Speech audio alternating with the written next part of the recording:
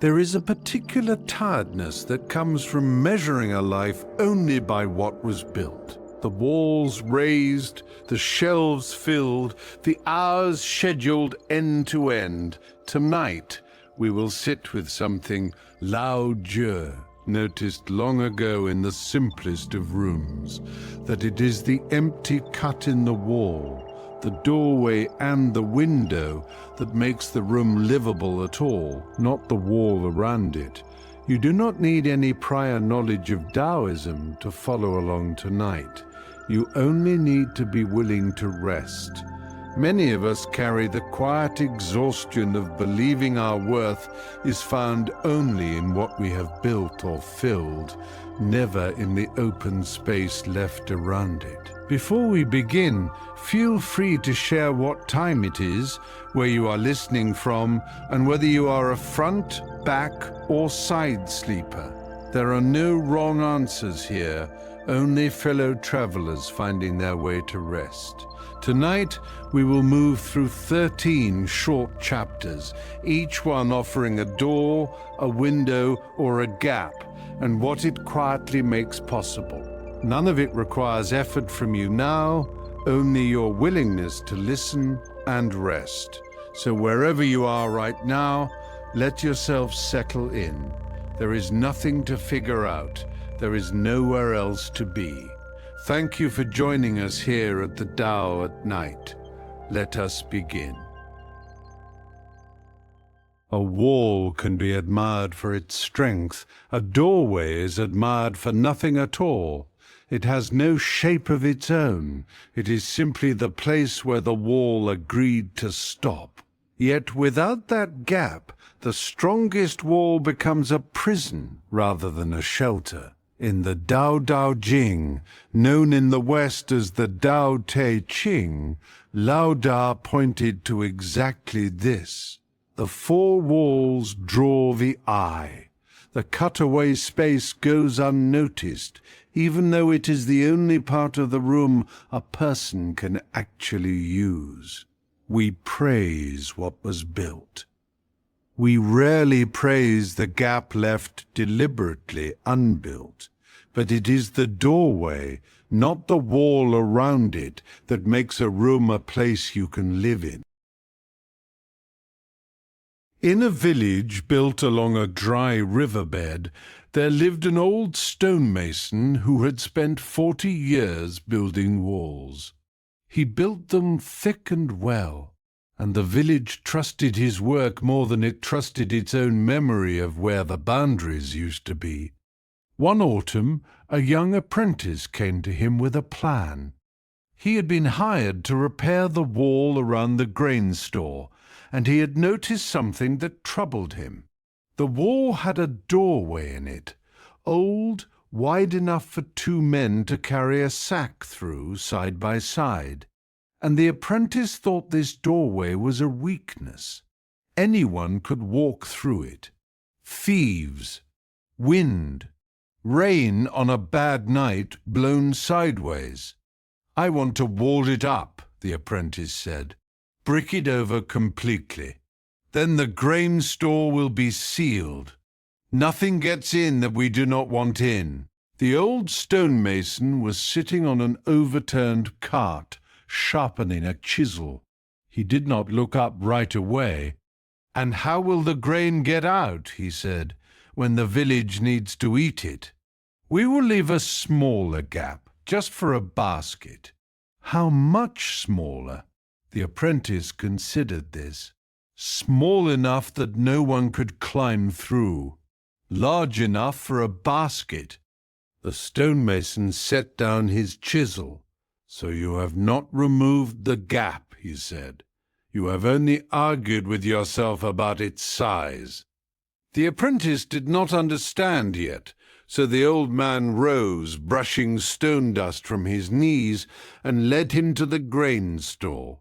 He pointed first at the doorway, then at the wall beside it.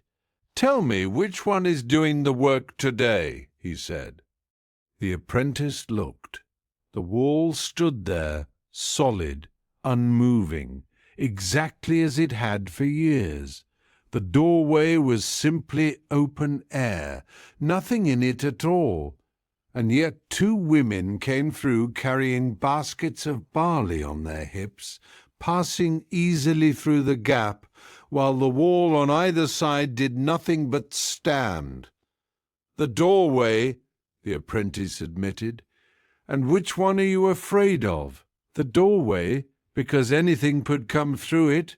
The stonemason smiled at this, the way a man smiles at a familiar mistake he once made himself.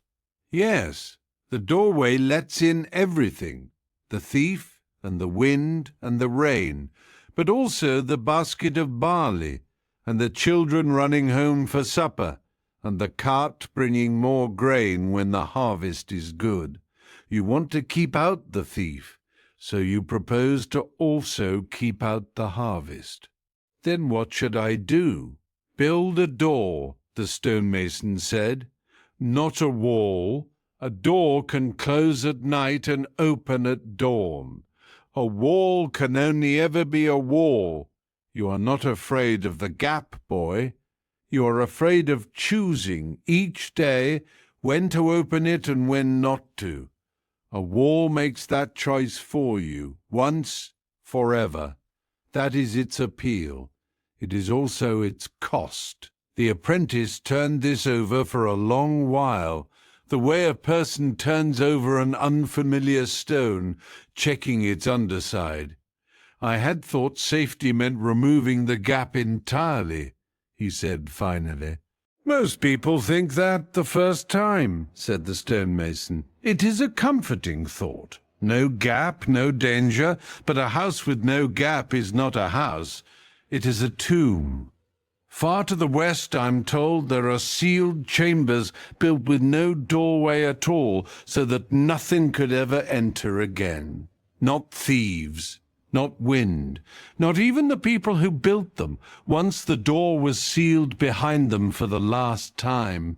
Is that the kind of safety you want for your grain store?" The apprentice laughed despite himself. "No."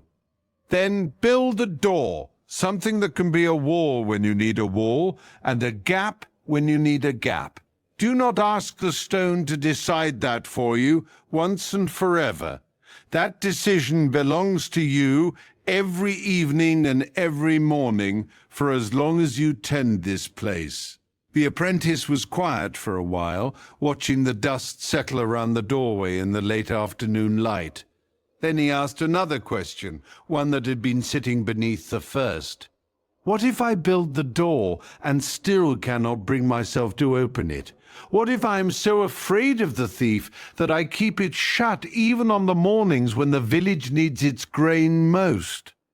The stonemason nodded slowly, as though he had expected this question to arrive eventually.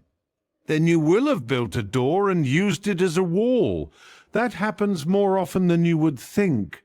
People build the opening and then guard it so anxiously that the opening might as well not exist." "How do I keep from doing that?" "You watch the actual morning in front of you, not the fear you carry from some other morning that has not yet happened. Most mornings no thief comes. Most mornings only the women with their baskets of barley, and the children running home, and perhaps a neighbor needing a cup of grain before the rain starts. If you keep the door shut against all of them because of the one morning a thief might come, you have let a danger that has not arrived rob you of 100 mornings that have. And if the thief does come on the one morning I happen to leave it open, then you close it," the stonemason said simply. "That is what a door is for, not to be decided once in fear and left that way forever, but to be answered fresh each time something actually asks something of it. A wall cannot do that.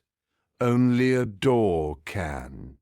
The apprentice returned that week and built a door, heavy on iron hinges, swinging easily despite its weight. He did not seal the gap. He gave it a way to be closed and a way to be open, and he kept that choice in his own hands, deciding it freshly each morning rather than once and forever. Years later, when he had become a stonemason himself, people would sometimes ask him to wall up an old doorway they no longer used. He always asked them the same question first.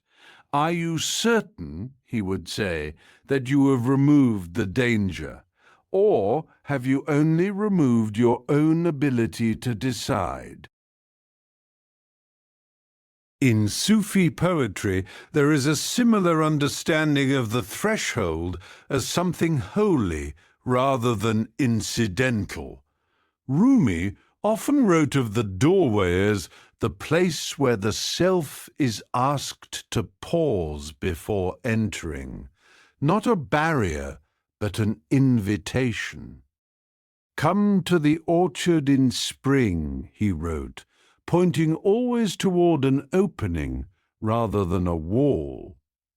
Two threads run through this tradition that echo tonight's chapter. First, the image of the heart as a house with a door, one that can be flung open in welcome or shut in fear, but which only becomes a true home when it learns to open. The poets often return to this image precisely because a heart, like a door, requires daily tending rather than a single decision made once. Second, the whirling of the dervish, tracing a circle around an empty center. The dancer moves, the center does not. It is the stillness at the middle, the gap no one fills, that gives the whole dance its meaning, the same way the stonemason's grain store needed its gap, far more than it needed another stretch of wall. In both images, the opening is not what threatens the house, it is what makes the house worth entering at all. The Sufi poets understood, much like the old stonemason, that a heart sealed against every danger is also sealed against every gift that might have reached it.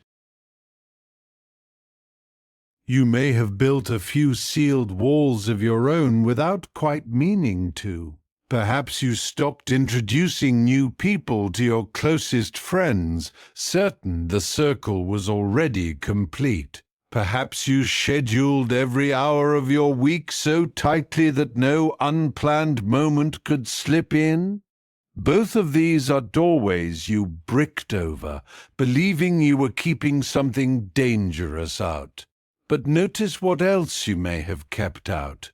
The new friend who might have understood you differently. The unplanned afternoon that might have given you exactly the rest you needed. You do not have to decide right now which doors to open and which to leave closed. Just notice gently that a door is not the same as a wall, and that you are allowed to be the one who decides each day which it will be. The grip of certainty loosens. The need to seal everything in advance softens. The mind settles into something closer to trust. And right now, in this breath, here is a door that only asks to be left open. The doorway into sleep. Nothing to seal, nothing to decide, only to let yourself pass through. Let us pause here for a moment. Take a breath. Notice how you are feeling right now, not how you think you should feel, just how you actually feel. And whenever you are ready, we will continue together. A window is a wall that agreed to let light pass. It has no door's hinge, no latch, often no covering at all. Only an absence cut at the right height, facing the right direction. Without it, a room may be warm, but it is also blind. It cannot see the morning arrive or the evening leave. The window does not generate light. It only refuses to block what is already there, waiting outside. This is a quieter kind of usefulness than the doorways. Not movement, but visibility. Not passage, but awareness. A room with no window can survive. It simply cannot know what season it is living through. There once was a homeowner who lived at the edge of a cold mountain village, in a house with one small window facing east. Every winter a draught crept through its frame, and every winter he complained about the cost of the wood he burned trying to warm the room against it. One year, deciding he had finally had enough, he summoned a builder and told her plainly, "Wall up the window, seal it with stone. I am tired of paying for heat that escapes through a hole in my own wall." The builder, an older woman with chalk-dusted hands, walked to the window and looked out through it for a long moment before answering. "You will save on wood," she said. "What will you spend instead?" "Nothing. That is the point." "You will spend your mornings," she said. "Right now the first light of the day reaches your table through this window and wakes you gently. Seal it, and you will wake in full darkness, in a room that does not know whether it is dawn or midnight. I can light a lamp. You can. A lamp you must buy oil for, and trim, and tend. The window gave you that light for nothing, every day, for as long as the sun has risen in the east." The homeowner crossed his arms. "Then what am I supposed to do about the draft?" The builder smiled, the way someone smiles when a question finally turns towards something solvable. "You assumed the choice was between a window and no window. But there is a third choice you have not considered. Which is a shutter, and glass if you can afford it, thin enough to let the light through, solid enough to keep the cold out." She tapped the window frame. "The problem was never the window. The problem was that it had no way to close.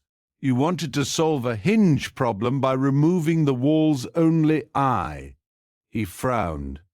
"Glass is costly. Yes, so is firewood, every winter for the rest of your life if you choose the wall instead.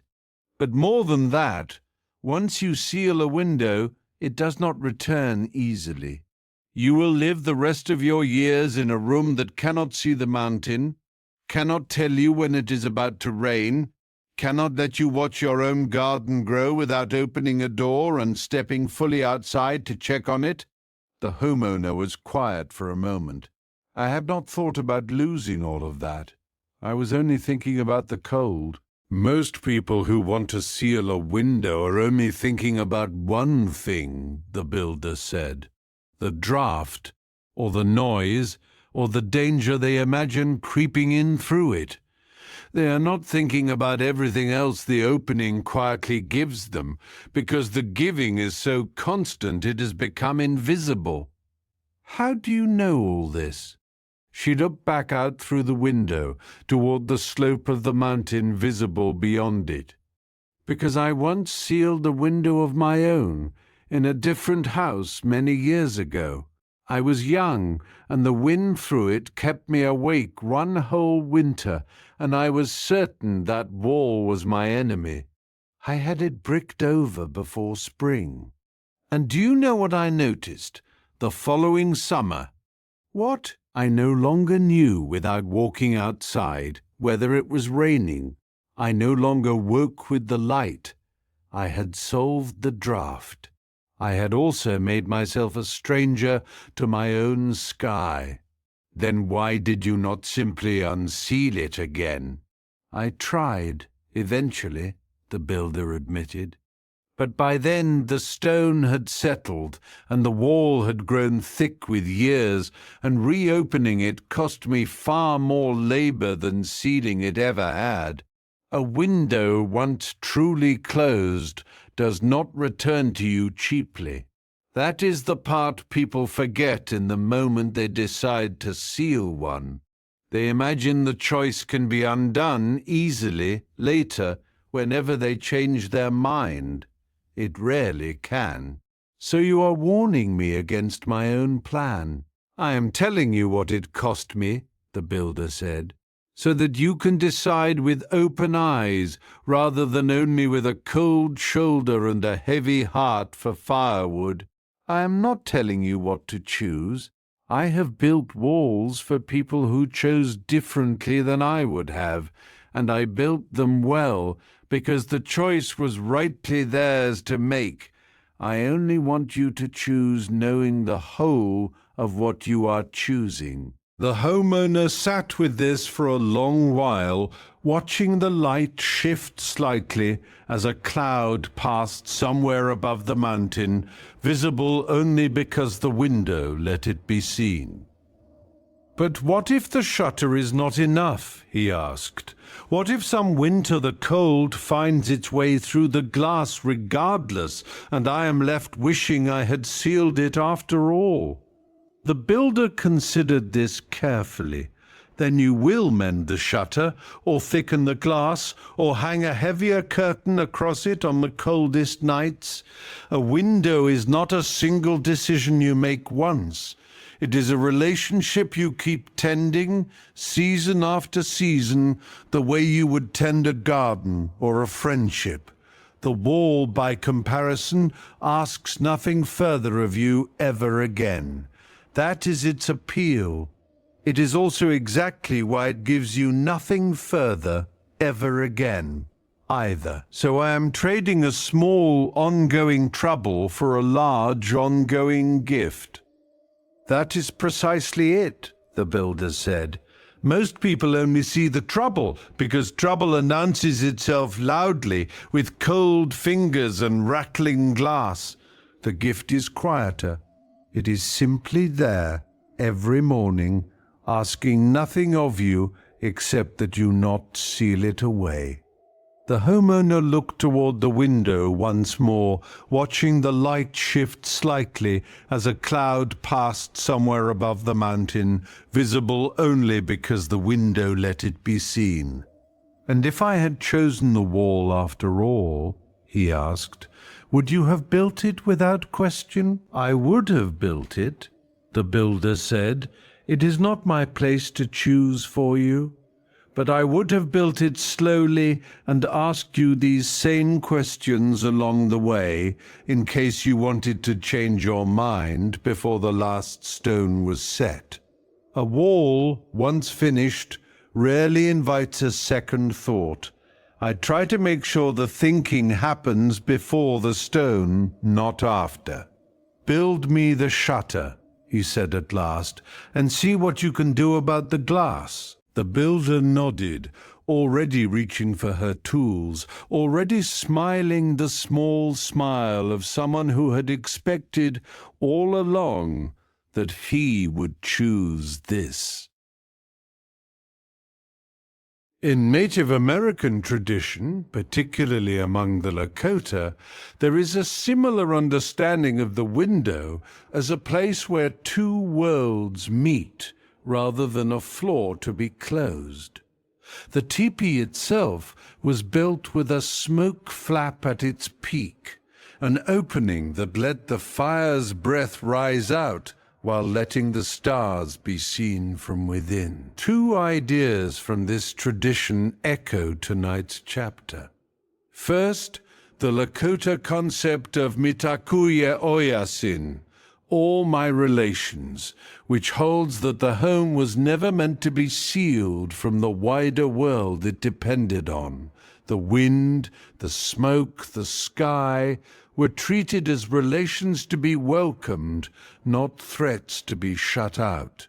A sealed home, in this view, is not simply colder, it is lonelier, Cut off from kin, it was never meant to be without. Second, the practice of facing the teepee's opening toward the rising sun so that the day's first light entered the home deliberately, by design rather than by accident, treating the window's gift as something worth arranging your whole structure around. In both cases, the opening was not a defect in an otherwise complete structure. It was the structure's way of staying in relationship with everything beyond its walls, the same relationship the homeowner nearly severed for the sake of a little extra warmth. You may have a window of your own that you have quietly considered sealing.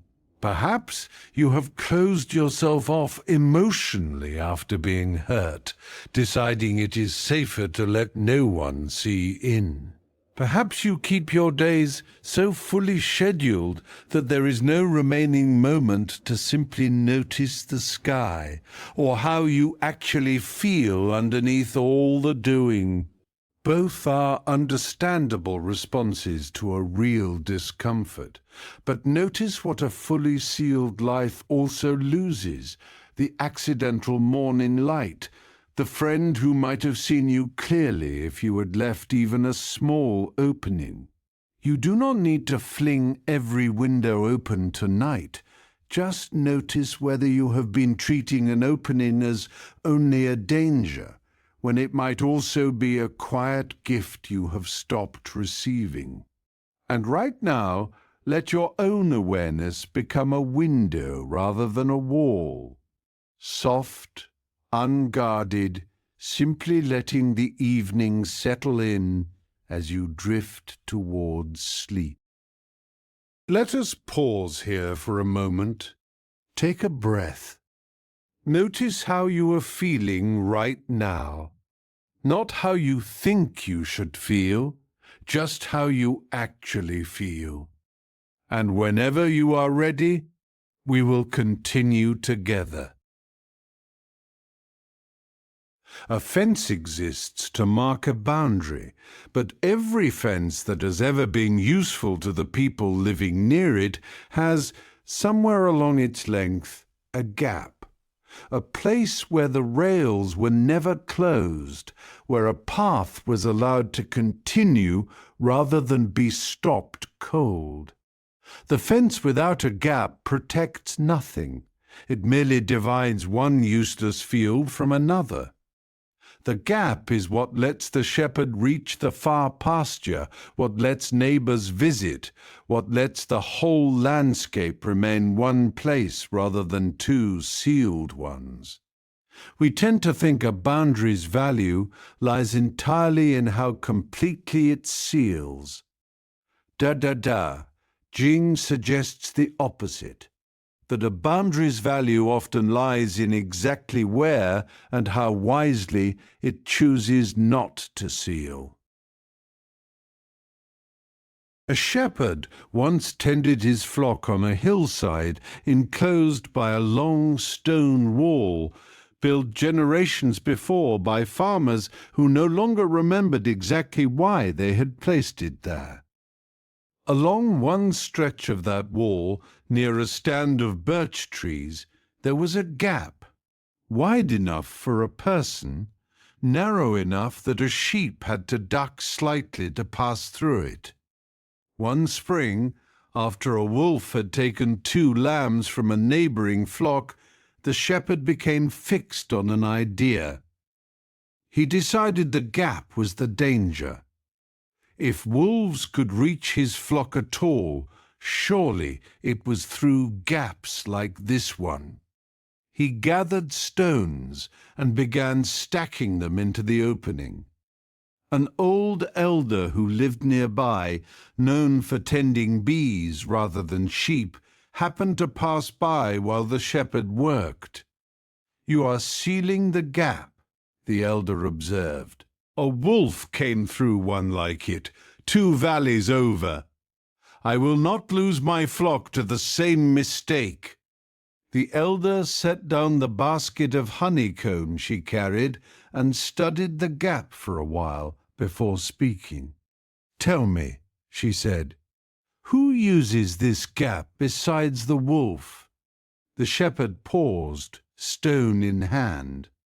"I do, to reach the lower pasture without walking the long way around. And your flock, they follow me through it twice a day. And the birds who nest in the birches just beyond it, do they use it? I suppose they fly over the wall entirely. They do not need the gap." "True, but the deer do, I think. I have seen their tracks in the soft mud just past the birches, leading through this very space." The shepherd lowered the stone slightly. "I had not thought about the deer. Most people sealing a gap are thinking only of what they fear coming through it," the elder said. "They forget, for a moment, everything else that depends on it remaining open. Your flock, the deer who have likely used this path longer than either of us has lived." "But the wolf," the shepherd said again, "could come through here just as easily." "Could," the elder agreed. "Has it?" "Not yet." "Then perhaps the question is not whether to seal the gap entirely, but how to watch it more closely. A gap that is watched is not the same danger as a gap that is forgotten." The shepherd considered this. "You mean I should leave it open and simply pay more attention?" "I mean exactly that. Build a low fence of branches across it instead of stone, something a person can step over in a moment, but a wolf finds awkward and unwilling to attempt with sheep so near and so alert. You do not need to erase the path. You need only make it slightly less inviting to the one creature you fear, without making it impossible for everyone else who relies on it." The shepherd set his stones back down on the ground, one by one, as though returning them to where they belonged. "I had been thinking like a man building a wall for the first time," he admitted. "Not like a man who already had a working gap and only needed to tend it better." "That is a common thought when fear arrives quickly," the elder said. "Fear wants the simplest answer. Seal it. Stop it completely. But the simplest answer is rarely the wisest one, especially when so many others, the sheep, the deer, even you yourself, have quietly come to depend on the very thing fear wants gone. But how will I know the branch fence is enough? What if the wolf finds it just as easy to cross as stone would have been hard?" "You will not know in advance," the elder said. "That is the part no one enjoys hearing. You will watch and adjust and watch again. Some seasons you may need to weave the branches tighter. Some seasons, if the wolves grow bold, you may need more than branches entirely. But notice, that is also true of stone. A stone wall can be climbed or worn down by years of weather or breached in a flood. No wall, however solid, ever truly finishes the work of watching. You were never being offered perfect safety, even with all the stones piled high. You were only being offered the illusion of having finished deciding." The shepherd considered this. "Then there is no version of this where I stop having to pay attention?" "None that I have ever found," the elder said, smiling. "But there is a version where you pay attention to a path still open to the deer and the morning sun and your own shorter walk to the lower pasture, and a version where you pay attention to nothing at all because you have sealed the gap and convinced yourself the question is closed. I know which one I would choose." The shepherd built his low branch fence that same week. He checked it morning and evening for the first month, the way the elder had suggested, tightening a weave here, raising a branch there, learning the gap's habits the way he had once learned the habits of his flock. The wolf did not come that spring, nor the spring after. The deer continued through the gap each autumn, and the shepherd, walking his flock to the lower pasture each morning, found himself glancing at the gap with something closer to gratitude than suspicion. Years later, a younger shepherd who had taken over the neighboring flock, the one that had lost 2 lambs that long ago spring, came to ask him how he had kept his own flock safe all these years without sealing every gap in his fences the way most herders did. "I learned it from a woman who kept bees, not sheep," he said. "She taught me that watching a gap closely is rarely as comfortable as sealing it and walking away. But comfort and safety are not always the same thing, and a gap watched well will give you more in the long run than a wall built in fear ever could." The younger shepherd thought about this as he walked home that evening, past his own fences, freshly stacked with stone in every gap he had found since losing those 2 lambs years before. He did not tear them down that night, but he found himself wondering for the first time what his own flock and the deer and the morning light might have been quietly missing all these years, behind walls he had built and never once questioned again. In Stoic philosophy, there is a similar understanding of boundaries as something to be wisely placed rather than maximized.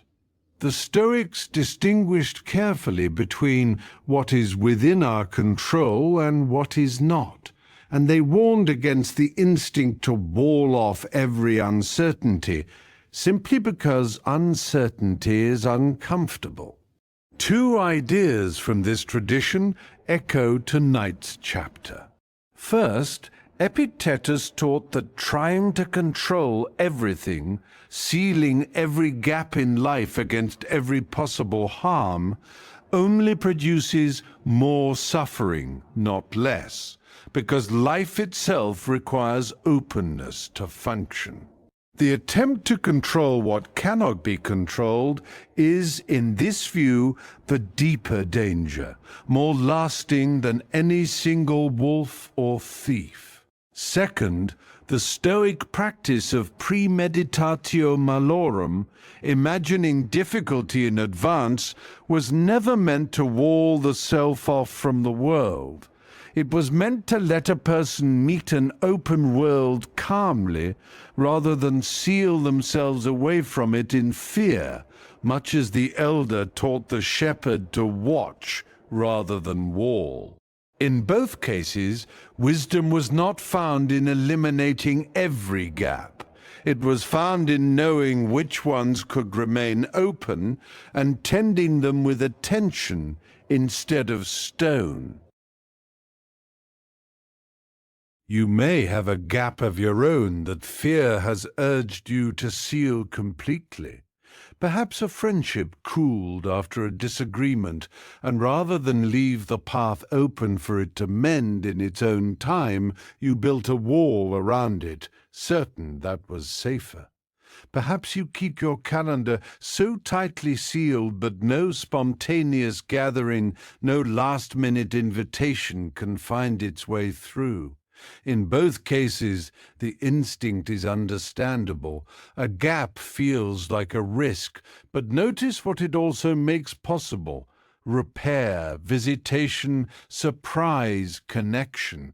Sealing every gap to remove every risk often removes far more than the risk itself, and rarely removes the risk completely besides. You do not need to decide tonight which gaps in your life to tend and which to let close naturally. Simply notice the difference between a gap that is watched with care and one sealed in haste. Notice, too, that watching something with care is not the same as worrying over it. One is a quiet, steady attention, the other a tightening grip that exhausts you long before any real danger arrives. And let that same gentle attention, rather than urgency, be what carries you now towards sleep. Let us pause here for a moment. Take a breath. Notice how you are feeling right now. Not how you think you should feel, just how you actually feel. And whenever you are ready, we will continue together.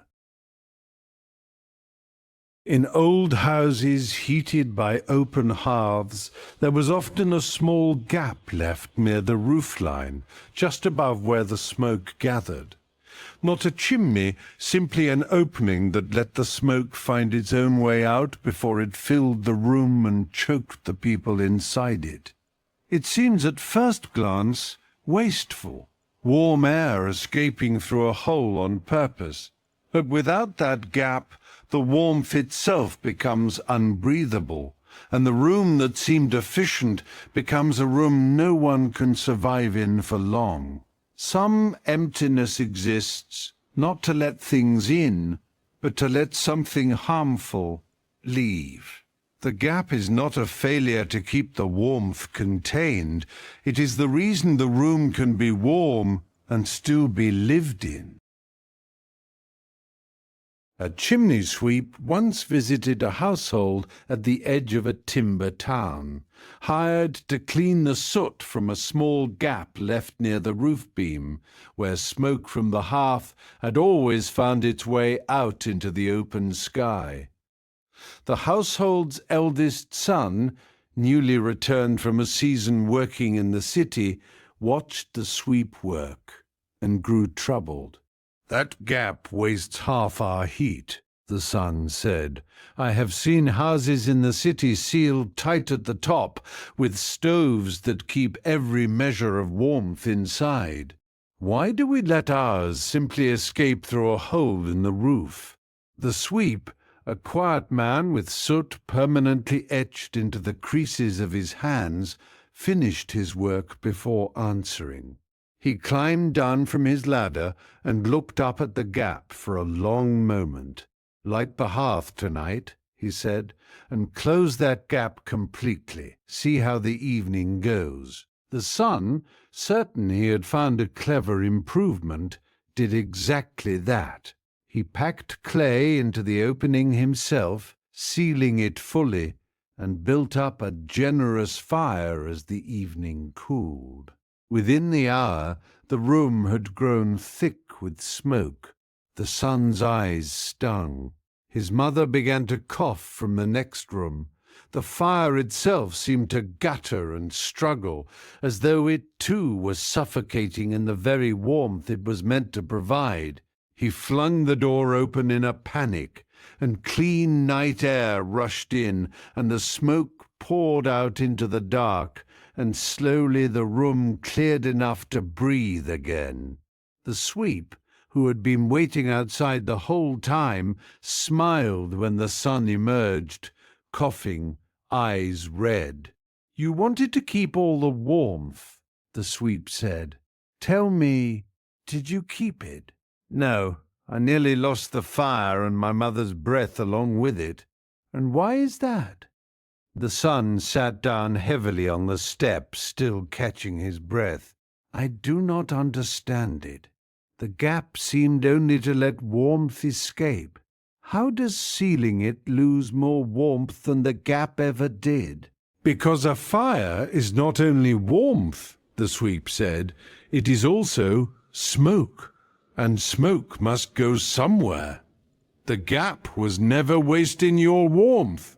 It was carrying away the one thing that would have driven you from the room entirely if it had nowhere to go. You sealed your fire's only exit, and so your fire began driving you out instead. Then the gap was not waste at all. It was the opposite of waste. It was the precise size of opening that let the smoke leave faster than the warmth could follow it. Too large a gap? And yes, you would lose more heat than you keep, too small or none at all, and you lose the room entirely, along with everyone breathing inside it. The builders who first cut that gap into your roof were not careless. They had learned, likely the same way you just did, what a sealed fire does to the people sitting near it. The sun looked up at the gap again, now with something closer to respect than suspicion. I thought I was improving on something old and inefficient. Many people think that the first time they meet an old design they do not yet understand, the sweep said, gathering his tools. It is worth asking before sealing something old whether it survived this long because no one ever questioned it, or because everyone who tried to seal it learned exactly what you just learned and quietly put it back. But the stoves I saw in the city, the son said, they keep their warmth sealed in completely, and the houses there do not fill with smoke.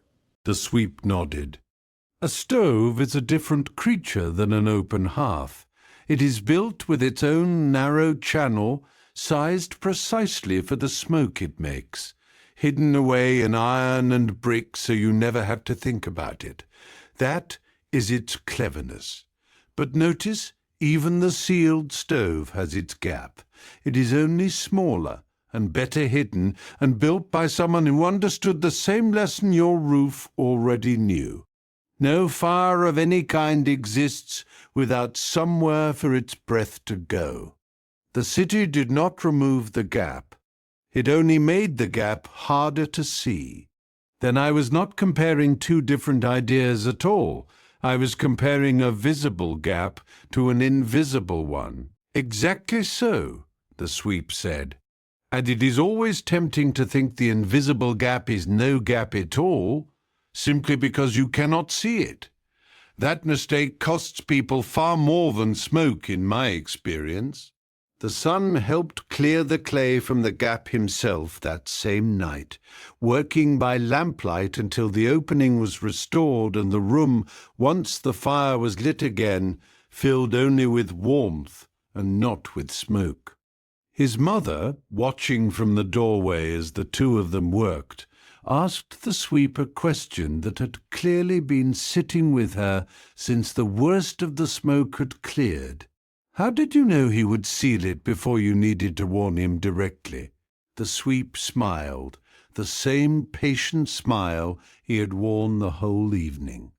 I did not know for certain, but I have met many young men returning from the city with new ideas about old houses, and I have learned that telling them they are wrong rarely changes anything.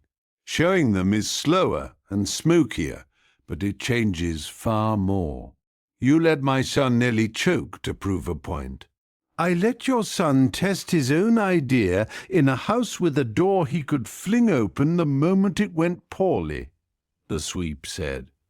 He was never in true danger. He was only in a small amount of discomfort for a short while, in exchange for a lesson he will likely never need to learn twice. The son, still wiping soot from his hands, looked up at this. He is right, mother. I do not think I would have believed him if he had simply told me. I needed to feel the smoke myself. His mother considered both of them for a moment, then shook her head with something between exasperation and relief. Next time either of you has a clever idea about this house, you will tell me first, so that I am not coughing in the next room while you test it. He never tried to seal the gap again, and years later, when he built his own house further down the valley, he made certain the very first thing built into the roof was a gap exactly like it. In Hindu philosophy, there is a similar understanding of emptiness as something necessary for life to move through a space at all. The concept of akasha, often translated as ether or space, is considered one of the 5 great elements. Not an absence of substance, but a substance in its own right, the very medium through which everything else can exist and move. Two ideas from this tradition echo tonight's chapter. First, the teaching that prana, the breath or life force, requires open channels to move through the body, just as smoke requires an open gap to leave a room, block the channel, and the life force itself becomes trapped and harmful rather than nourishing. Practices built around the breath exist, in part, to keep these inner channels from sealing shut the way the sun nearly sealed his own roof. Second, the architectural principle of Vastu Shastra, which holds that a home needs deliberate openings for energy to circulate, treating a sealed structure as a kind of slow suffocation rather than a place of safety.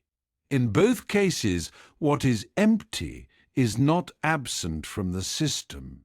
It is the very thing that allows the system to keep functioning at all. You may be sealing a gap of your own without realizing what it once carried away. Perhaps you have stopped letting yourself express any difficult feeling, certain that holding everything in keeps you composed, when really it is filling the room of your own mind with smoke that has nowhere left to go.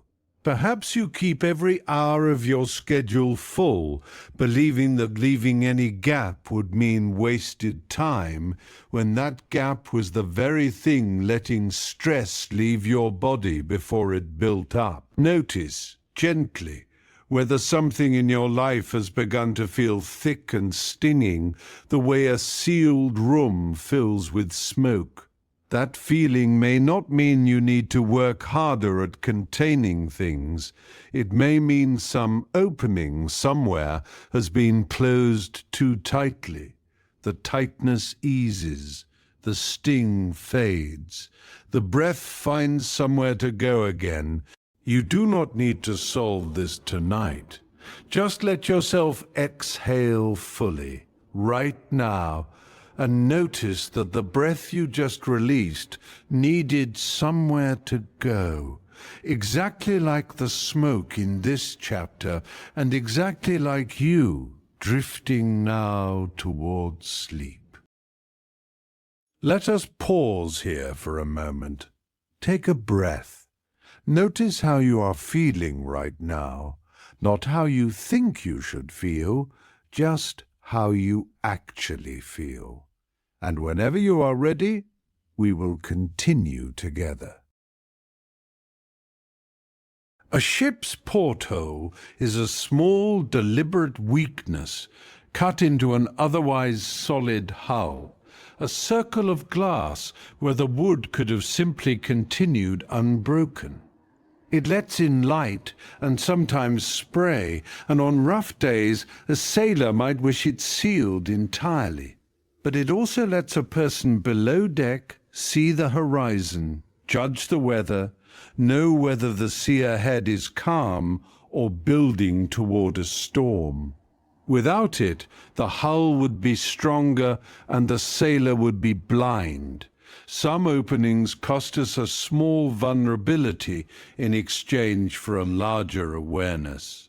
The porthole does not make the ship weaker. It makes the people inside it less likely to be taken by surprise.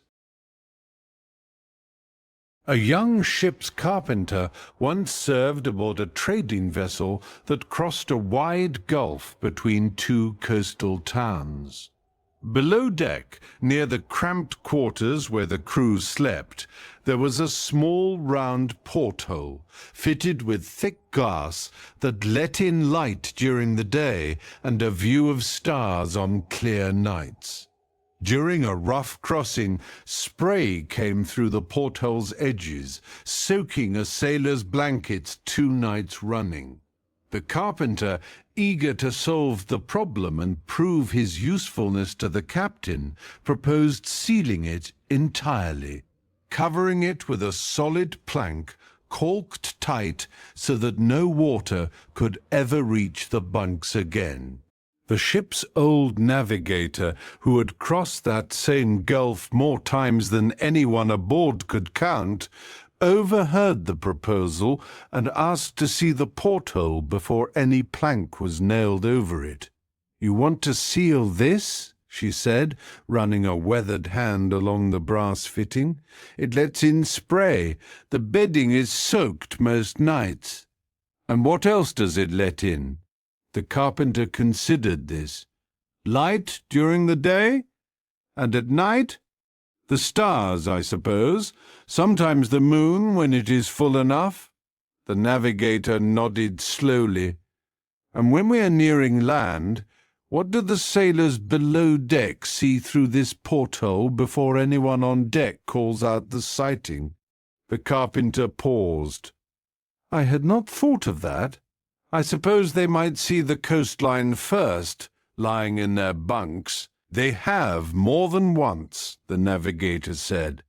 "And on a clear night when I cannot sleep, I have stood right here and watched the stars shift their position as we changed course, and known from that alone whether we were holding steady or drifting. A sealed plank would have told me nothing. This small piece of glass tells me everything if I am willing to look." "But the spray," the carpenter pressed. "Surely that is worth solving." "It is," the navigator agreed. "But ask yourself which is the actual problem, the porthole or the fit of its seal. A leaking porthole and a sealed wall are not the same choice as a well-fitted porthole and an open one. You are proposing to solve a small leak by removing a window onto the entire sea." The carpenter sat with this. "Then what would you have me do instead?" "Repack the seal around the glass. Tighten the brass fitting. A good porthole, properly fitted, lets in light and starlight and nothing else. The spray was never the porthole's fault. It was the fault of a seal that had worn thin and needed your attention, not your abandonment." "But would it not simply be easier to seal it once, completely, and never have to repack that fitting again?" "Easier, yes, for a season," the navigator said. "And then you will sail this gulf in the dark every crossing for the rest of this ship's life, because you decided one rough night was reason enough to give up a window onto the whole sea." Easier is not always wiser, especially when it trades a small recurring task for a large permanent loss. The carpenter looked toward the porthole, where a thin band of moonlight had begun creeping across the floor of the cramped quarters. "I had not thought of it as a trade. I had only thought of it as a fix." "Most fixes are trades wearing a simpler name," the navigator said. "It is worth asking each time what you are actually trading away before you call something fixed." The carpenter spent the better part of 2 days repacking the seal with fresh opium and tightening every fitting along the brass ring. While he worked, the captain himself came below to inspect the progress, having heard from the crew that the young carpenter had abandoned his original plan to seal the porthole entirely. "I'm told you changed your approach," the captain said. "The navigator showed me what I would have lost," the carpenter admitted. "I had only seen the spray. I had not seen what the glass was giving us in return." "And do you regret the extra labor? A solid plank would have taken you an afternoon. This repair has cost you 2 full days." The carpenter considered the question honestly before answering. "I do not regret it. The plank would have solved tonight's problem and created a new one for every night after. The repair solves tonight's problem and leaves tomorrow's window intact.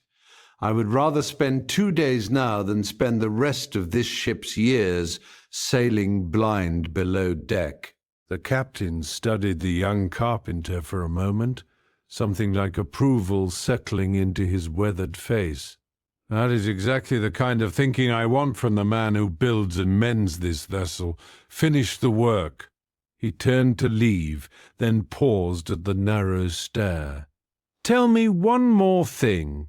Will every porthole on this ship now need this same attention, season after season, for as long as she sails?" "They will," the carpenter admitted. "I cannot promise you a single fix that lasts forever. I can only promise to keep tending what each one needs before it fails rather than after." "That is a heavier promise than the one you nearly made me with your plank." "It is," the carpenter agreed, "but it is the only promise that keeps this ship able to see where she is going. When the next rough crossing came, the bedding below stayed dry and the porthole remained exactly as it had been, open, round, full of sky. Years later, when the carpenter had become a shipbuilder himself, a young apprentice asked him why every vessel he built included so many small portholes, even in the cargo holds where no one slept. "Because a ship with no eyes onto the sea is a ship sailing blind," he said. "I learned that the hard way, the night I nearly sealed away the only window an old navigator had onto the stars." The apprentice considered this. Did the old navigator ever know how close her window came to being boarded over? "I told her myself years later," the shipbuilder said. "She only laughed and said she had guessed as much the moment she saw me reaching for a plank instead of a tool for repacking a seal. She said a young carpenter eager to fix something quickly is the most common danger any old window ever faces." In Buddhist teaching, there is a similar understanding of small openings as essential to clear perception, even when they also let in some discomfort.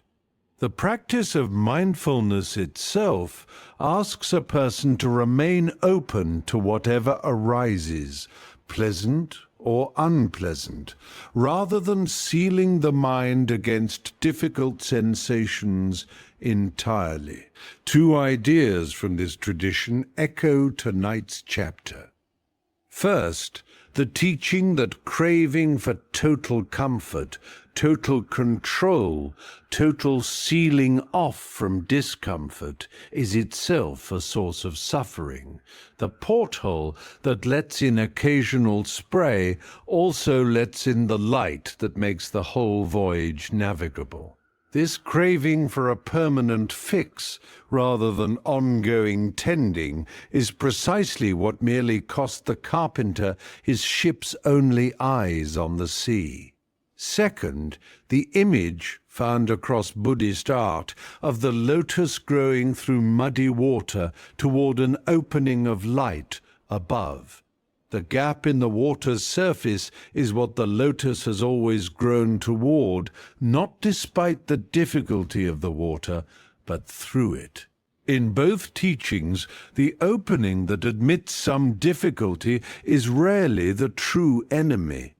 It is often the very thing making clear sight possible at all. You may have a porthole of your own that you have considered boarding over after one rough crossing. Perhaps a past hurt has made you reluctant to stay emotionally open to anyone new, sealing that small window rather than simply tending the seal around it more carefully. Perhaps a difficult conversation went poorly once, and you decided afterward never to risk that kind of openness again. Notice that the spray was never really the problem. It was the unattended seal, the lack of gentle care, of honest repair, that let the discomfort in further than it needed to go. The porthole itself was always giving you something worth having, a clear view of what was actually happening around you. Tending an opening, rather than boarding it over is very often the harder choice in the moment and the easier one in every season that follows. You do not need to solve this tonight. Simply notice that staying a little open, even after a rough night, is often what lets you navigate well tomorrow. The grip of old caution loosens, the instinct to seal everything softens, a clearer view becomes possible again, and let that same soft opening, not a sealed how, not a boarded window, be what you carry gently into sleep. Let us pause here for a moment. Take a breath. Notice how you are feeling right now. Not how you think you should feel, just how you actually feel. And whenever you are ready, we will continue together. Some old temples were built around a courtyard with no roof at all, a deliberate hole in the building's center, open straight to the sky, where rain could fall freely onto the stones below. To a visitor unused to such design, it can look like an oversight, as though the builders simply forgot to finish the roof. But the opening was the design. It let worshippers stand beneath open sky even while sheltered on every side. Let rain reach a small garden planted at the courtyard's heart. Let the whole building breathe rather than seal itself into a single airless box. A roof over every inch of a structure is not always its highest achievement. Sometimes the unroofed center is. A temple builder once inherited the unfinished plans of an older structure left half-built by his teacher who had died before completing it. At its center sat an open courtyard ringed by covered walkways, with nothing above it but sky. The builder, eager to finish the work quickly before the rainy season arrived, decided the open courtyard was simply an oversight, a section his teacher had not gotten around to roofing before he passed. He gathered timber and began planning a roof to close the gap completely. An old caretaker who had swept the temple grounds for 30 years and known the builder's teacher well, found him measuring beams for the new roof and stood watching for a long while before speaking.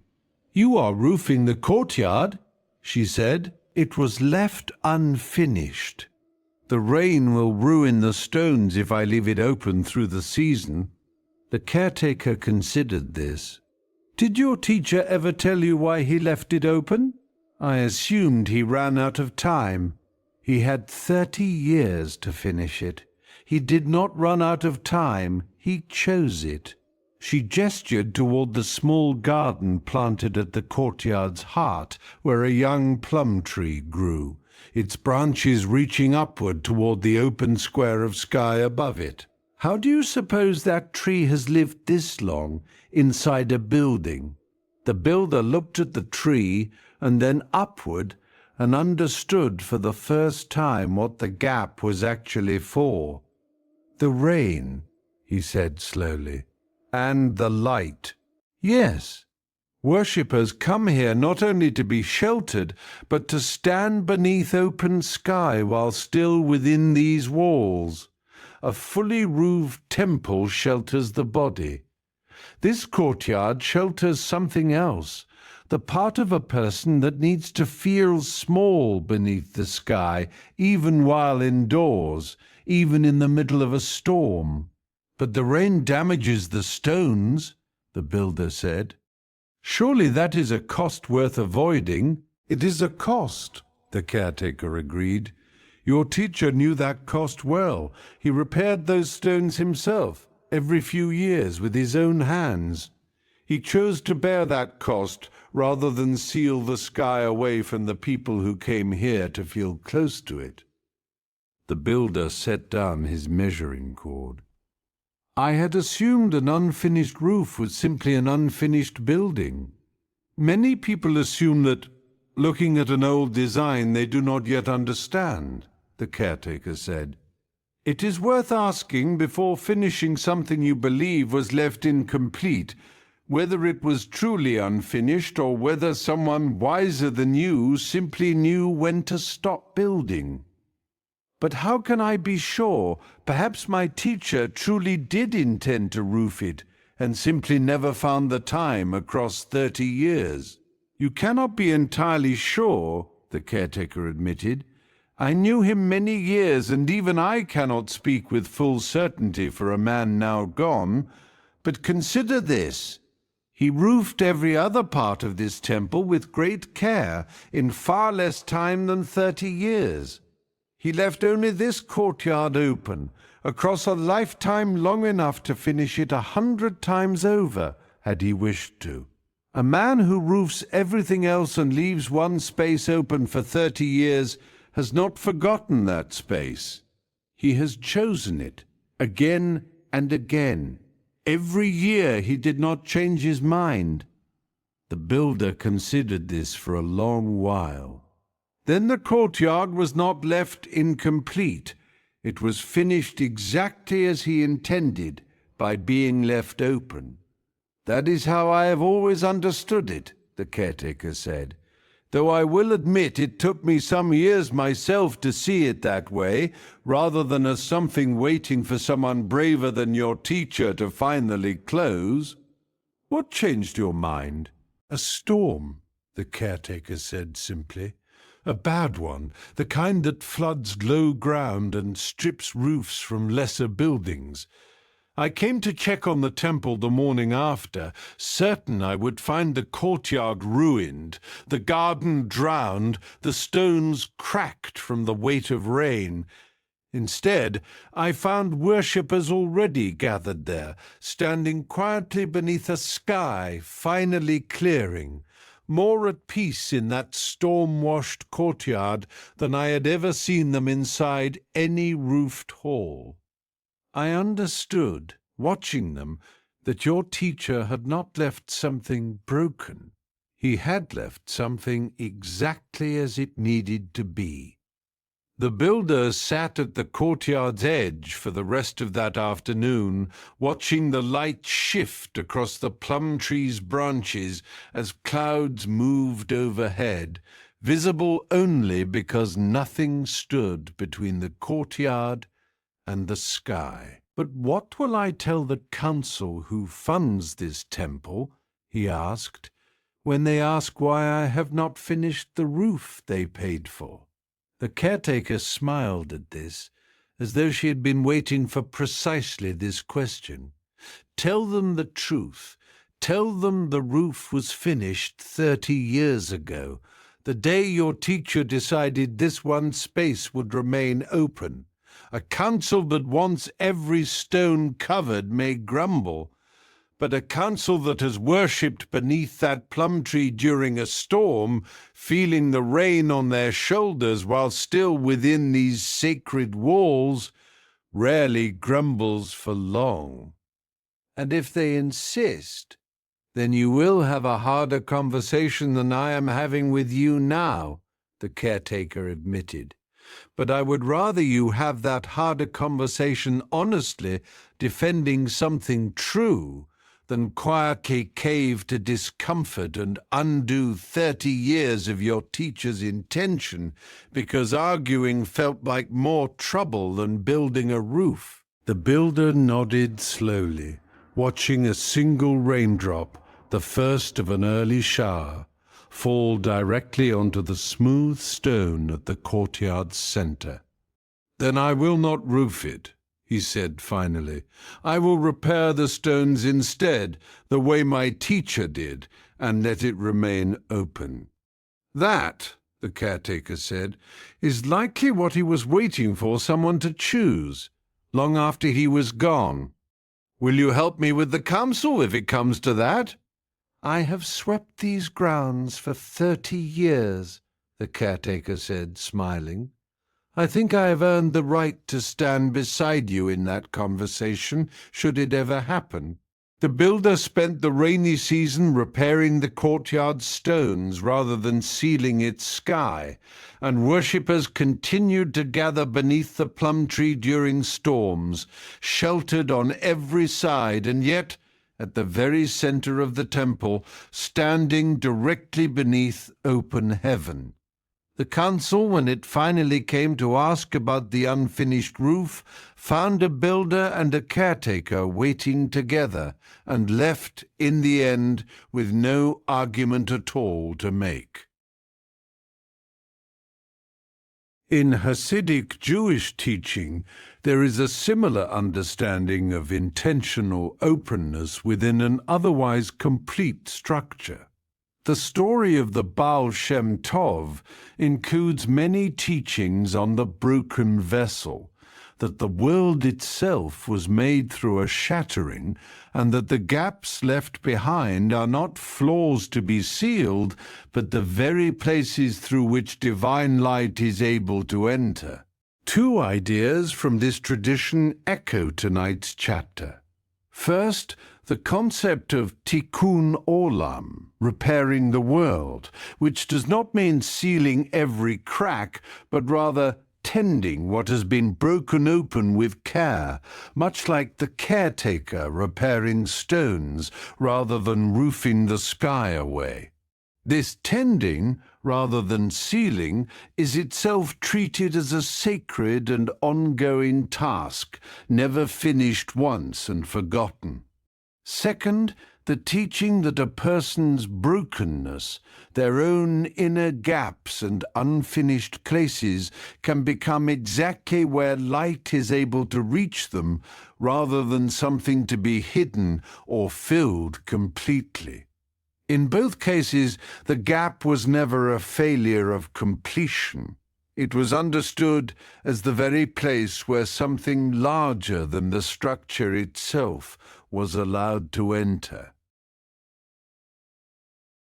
You may carry an unfinished place of your own that you have been eager to seal over, believing completeness means leaving nothing open. Perhaps you feel pressure to have every part of your life resolved, every question answered, every uncertainty closed, before you can finally rest.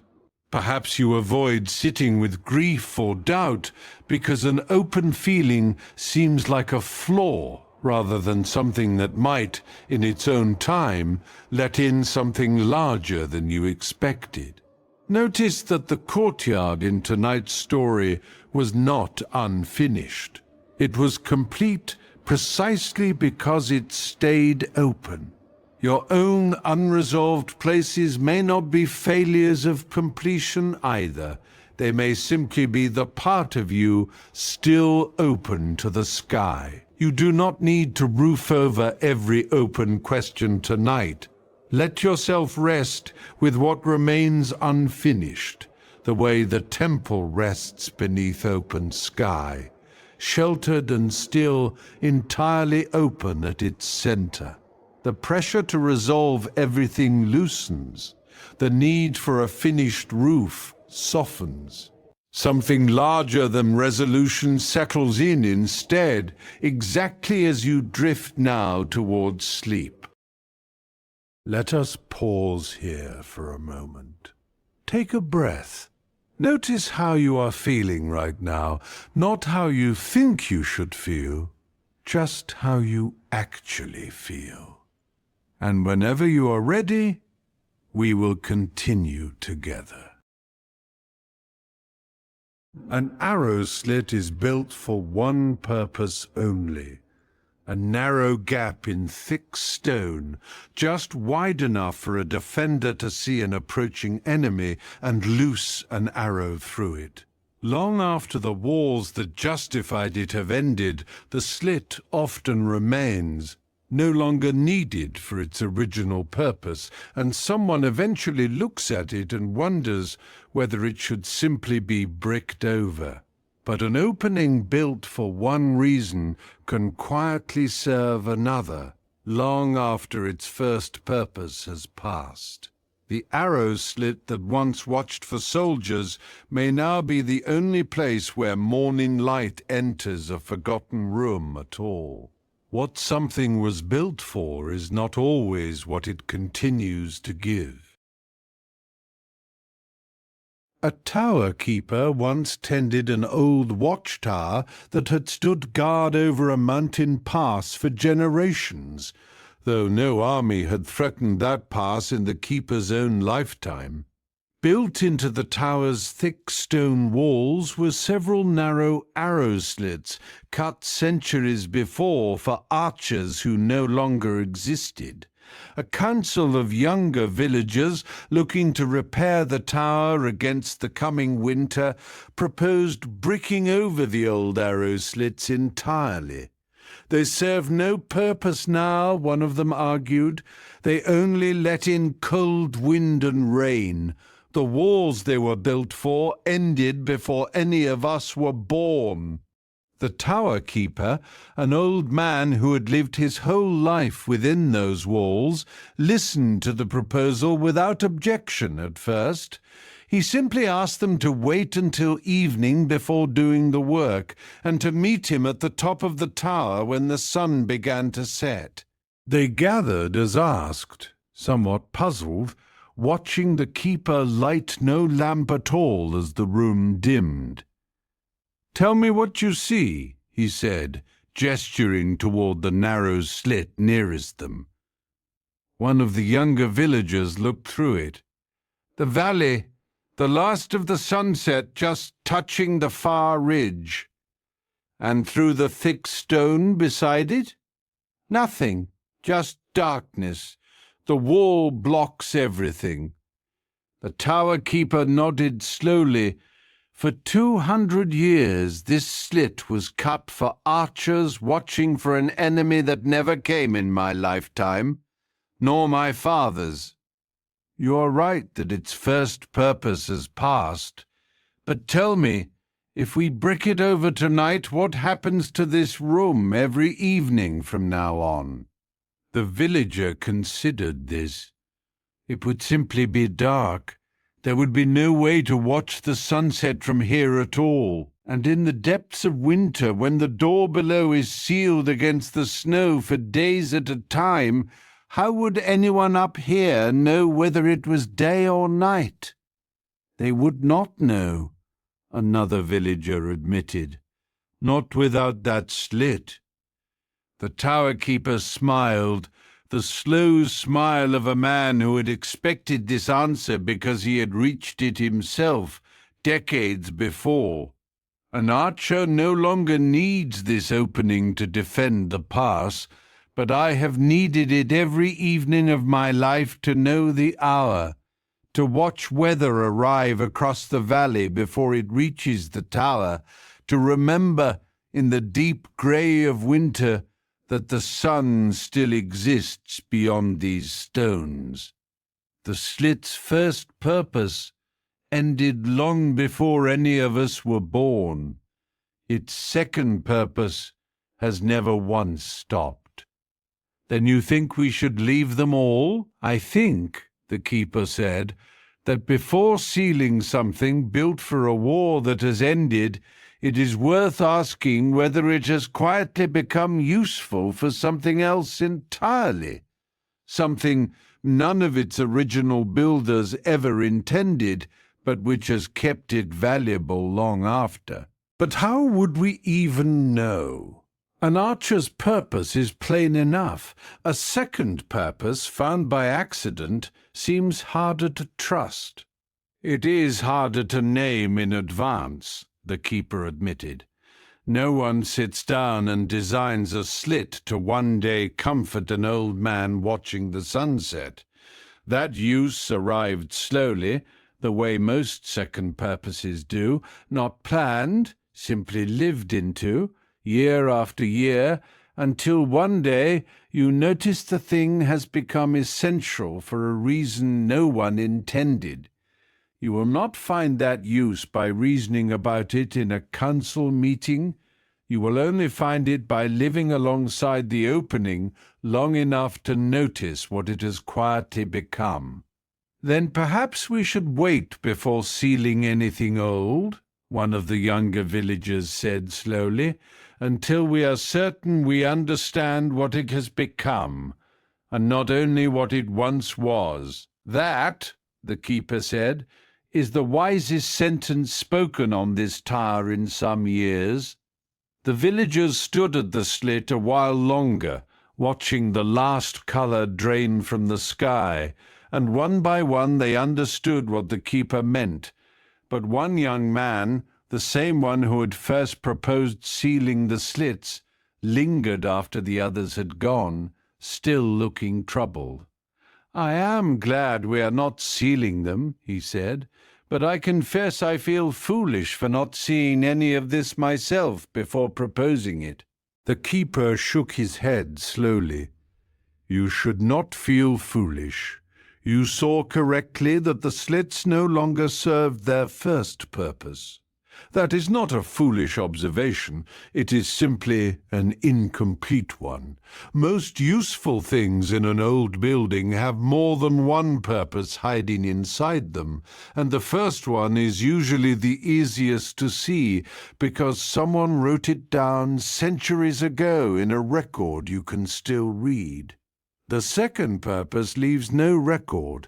It only leaves an old man standing at a window every evening, and you have to actually ask him why before you ever learn it exists." "Then I should have asked you before proposing anything at all," perhaps the keeper said, not unkindly. "Or perhaps you needed to propose it first, so that I had a reason to show you what I would otherwise have kept simply to myself. Either path arrives at the same understanding. Yours simply arrived with a little more worry attached to it along the way." The young man considered this as the last light faded entirely from the slit, leaving the tower room in a darkness broken only by the stars now visible through the narrow gap. "I think I will look more carefully before proposing to seal anything else," he said. "That alone makes tonight worth the worry," the keeper said, and together they watched the stars brighten slowly through the narrow gap, exactly as the long-dead archers must once have watched for torches on the ridge, for reasons neither man any longer needed to fear. They repaired the slits that winter rather than sealing them, fitting them with small shutters that could close against the worst of the wind while still allowing them to be opened on clear evenings. The keeper, watching them work, said little more on the matter. But that evening, as he had every evening for 60 years, he stood at the narrow opening and watched the sun finish its descent over the ridge, exactly as the long-dead archers once had, for an entirely different reason than his own. The young man joined him at the next slit along the wall, saying nothing, simply watching the same sky settle into evening beside the old keeper who had taught him to look twice before sealing anything. In Japanese Zen tradition, there is a similar understanding of an object's usefulness changing without its form needing to change at all. The tea-house design often included a small, deliberately narrow entrance called a nijiriguchi, originally meant to force samurai to remove their swords before entering, a practical, almost defensive purpose. Two ideas from this tradition echo tonight's chapter. First, that the narrow entrance long outlived its original function, becoming instead a teaching in humility, requiring every guest, regardless of rank, to bow low and enter the tea-room as an equal.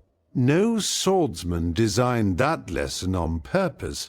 It arrived the same slow way the tower keeper's evening ritual arrived, through years of simply living alongside the opening. Second, the Zen principle of mu, often translated as nothingness, or emptiness, which holds that a space's value is not fixed by its original intention, but continues to be discovered fresh again and again by whoever encounters it. In both cases, what was built for one reason was allowed to keep teaching long after that reason had passed, simply because no one rushed to seal it away. You may carry some old defense of your own, a habit built years ago to protect you from a danger that has since passed, but which you have never reconsidered since. Perhaps you still keep people at arm's length the way you learned to during a difficult season, long after that particular danger ended. Perhaps you still fill every spare hour out of an old fear of being criticized for resting, even though no one around you now holds that expectation. Notice that these old defenses, like the arrow slit, may have quietly become useful for something else entirely, or may simply be ready now to be opened a little wider, the way the tower keeper opened his slits to evening light rather than sealing them shut. You will not discover which by reasoning it out tonight. You will discover it slowly, the way every second purpose is discovered by living a little longer alongside what you almost sealed away. You do not need to decide tonight which old walls still serve you. Simply notice them with curiosity rather than judgment, and let that same gentle curiosity carry you now toward rest. Let us pause here for a moment. Take a breath. Notice how you are feeling right now, not how you think you should feel, just how you actually feel. And whenever you are ready, we will continue together. Deep beneath a hillside, a narrow shaft cut straight up toward the surface can look, to an inexperienced eye, like nothing more than a weakness in an otherwise solid tunnel, a gap where stone should be. But that shaft often carries away the stale air that would otherwise gather and choke anyone working below, and it lets fresh air find its way down in return. Remove it, thinking only of solid stone, and the tunnel becomes unbreathable long before it becomes unstable. What looks like an absence of structure is sometimes the structure's only way of staying livable. The shaft does not weaken the tunnel. It is what allows the tunnel to be used at all. A tunnel digger once led a small crew cutting a passage through a hillside, connecting two villages that had previously been separated by a long walk around the slope. Partway through the work, the crew cut a narrow air shaft straight up to the surface, as their foreman had always taught them to do at regular intervals. A new worker, eager to prove his understanding of stonework, questioned the shaft almost immediately. "This is a weak point," he said, "a gap straight up through solid rock. If the tunnel ever needs to bear weight, this is exactly where it will fail first. I think we should fill it in and dig a fresh one somewhere less central, away from where the tunnel needs its strength." The foreman, a stocky woman with decades of tunnel work behind her, did not answer right away. She walked to the base of the shaft and held her lamp beneath it, watching the small flame bend and flicker as air moved past it, drawn upward and out. "Do you feel that?" she said, "on your face?" The new worker held his own hand near the shaft's base. "A draft. Cool air moving upward. And do you know why that draft matters more than the stone around it?" He considered this. "I assumed it was only there to let dust escape while we work." "It is that," she said. But it is also the reason any of us can breathe down here at all once we go in deep enough that the entrance no longer reaches us with fresh air. Without this shaft, the deeper sections of this tunnel would fill slowly with stale air, with the smoke from our lamps, with everything our own lungs and tools put into it that has nowhere else to go. A worker could be overcome before ever realizing the danger. Then it is not a weak point at all. It is the opposite of a weak point. It is the reason the tunnel remains usable past the first 20 paces. She lowered her lamp and looked at him directly. You are right that it changes how weight moves through the stone around it. Any opening does. But the solution to that is not removing the opening, it is shaping the stone carefully around it, the way we have at every shaft along this tunnel, so the rock bears its load differently rather than failing outright. How do you know how to shape it correctly? Because I once worked a tunnel, years ago, where a younger foreman made exactly the argument you just made.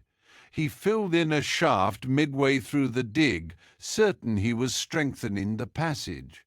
Within a week, the air at the tunnel's far end had grown so thick and stale that 2 workers fell ill before anyone understood why.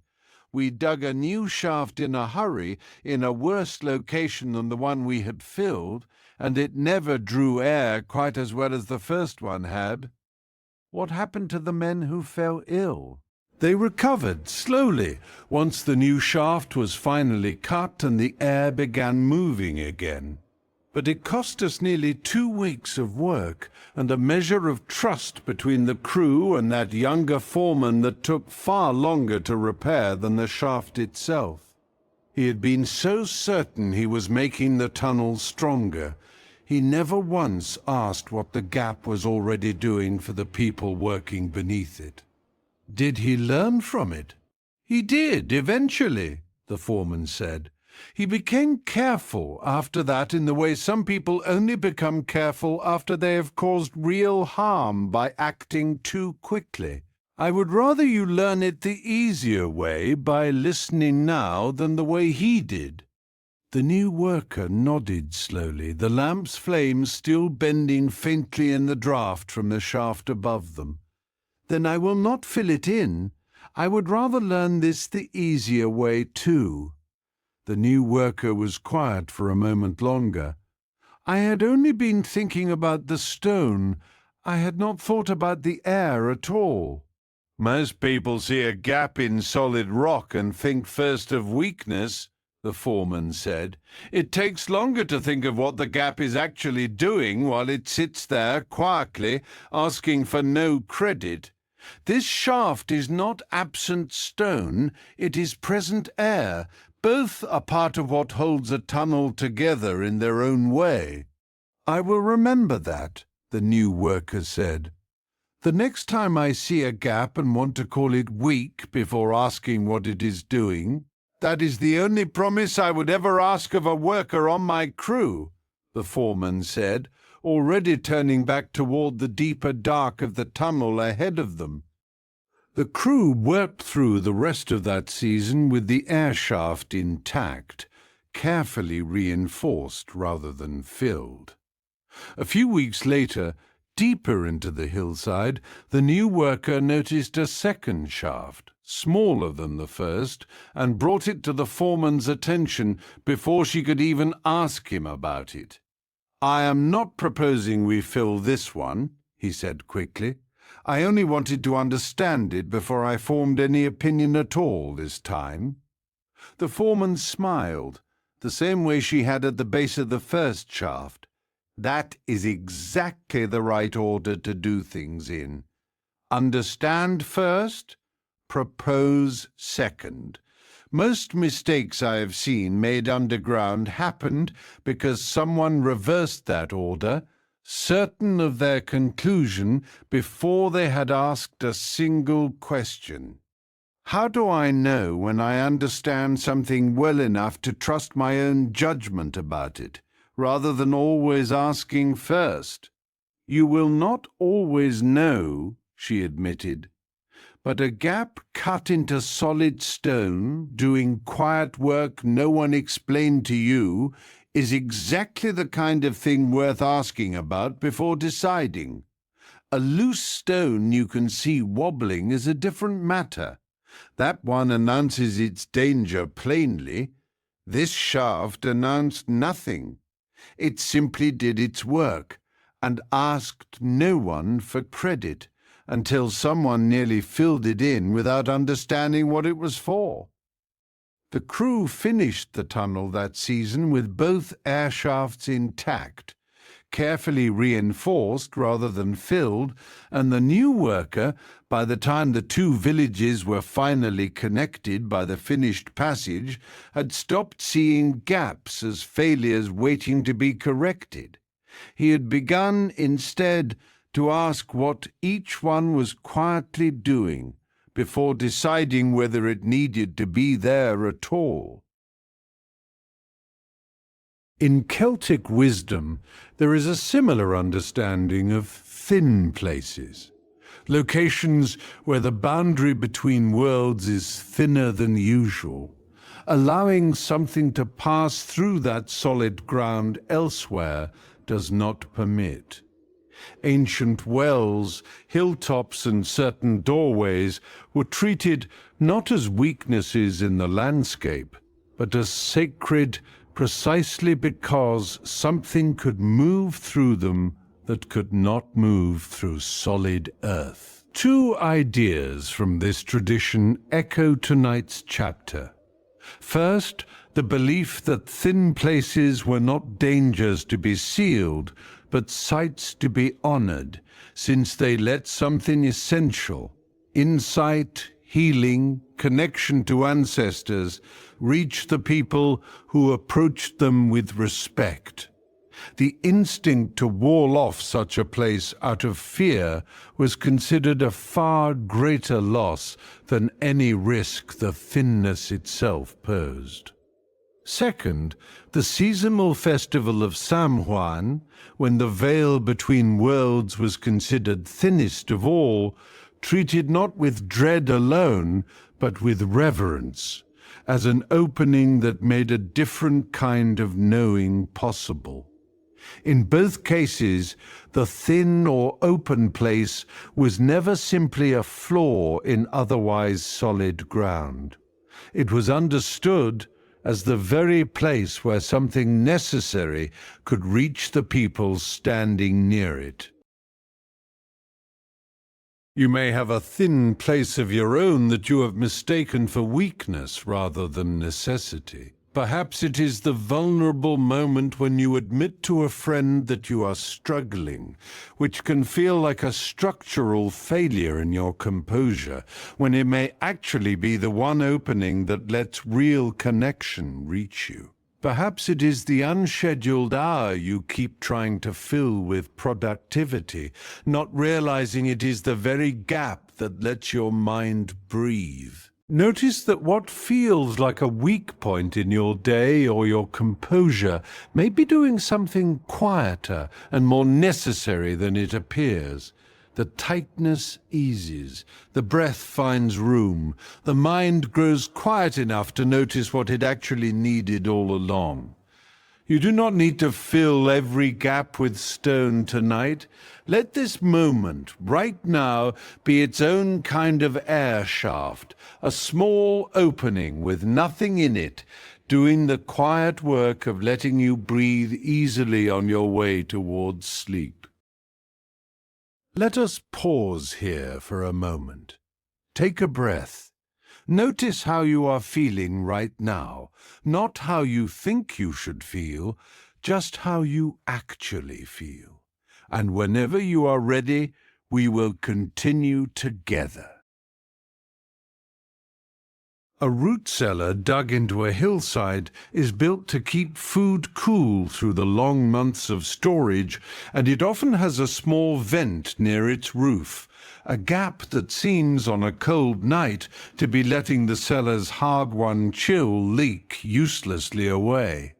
A keeper eager to preserve every degree of cold might want to seal it completely, but that same vent carries away the damp air that would otherwise gather and rot the very food the cellar is meant to protect. Some emptiness exists not to keep something in, but to let something harmful out, even at the cost of a little of what we were trying so hard to hold on to. A cellar keeper once managed the stores beneath a large farmhouse, where the autumn harvest of roots and grain was kept through the winter months in a deep, cool room dug into the hillside. Near the cellar's low roof, a small vent let outside air trickle through, even on the coldest nights. One particularly harsh winter, the keeper grew convinced the vent was wasting precious cold. Every night this gap lets warmth from somewhere creep in and cold drift out, he told his daughter, who had recently taken over much of the cellar's daily care. If I seal it, the cellar will hold its chill far better, and the harvest will keep even longer.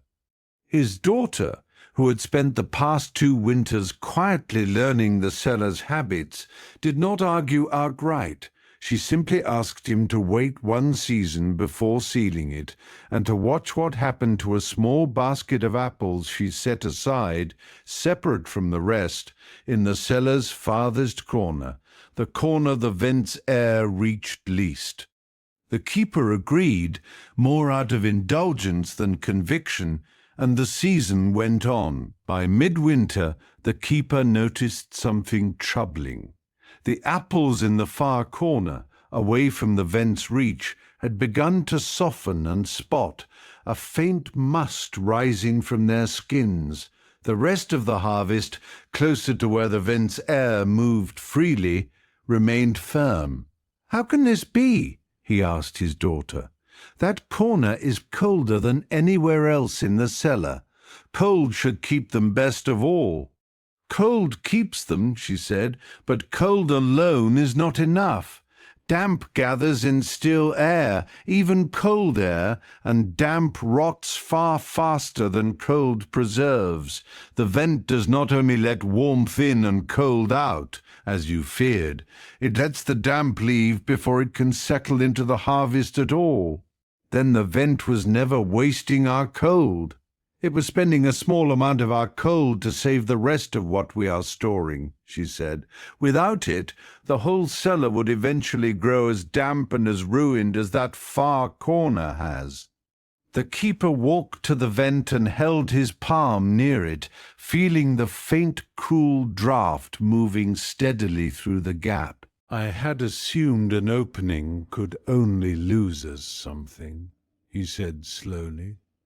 "I had not considered it might be protecting something I could not see going wrong." "Most people notice the cold leaving," his daughter said.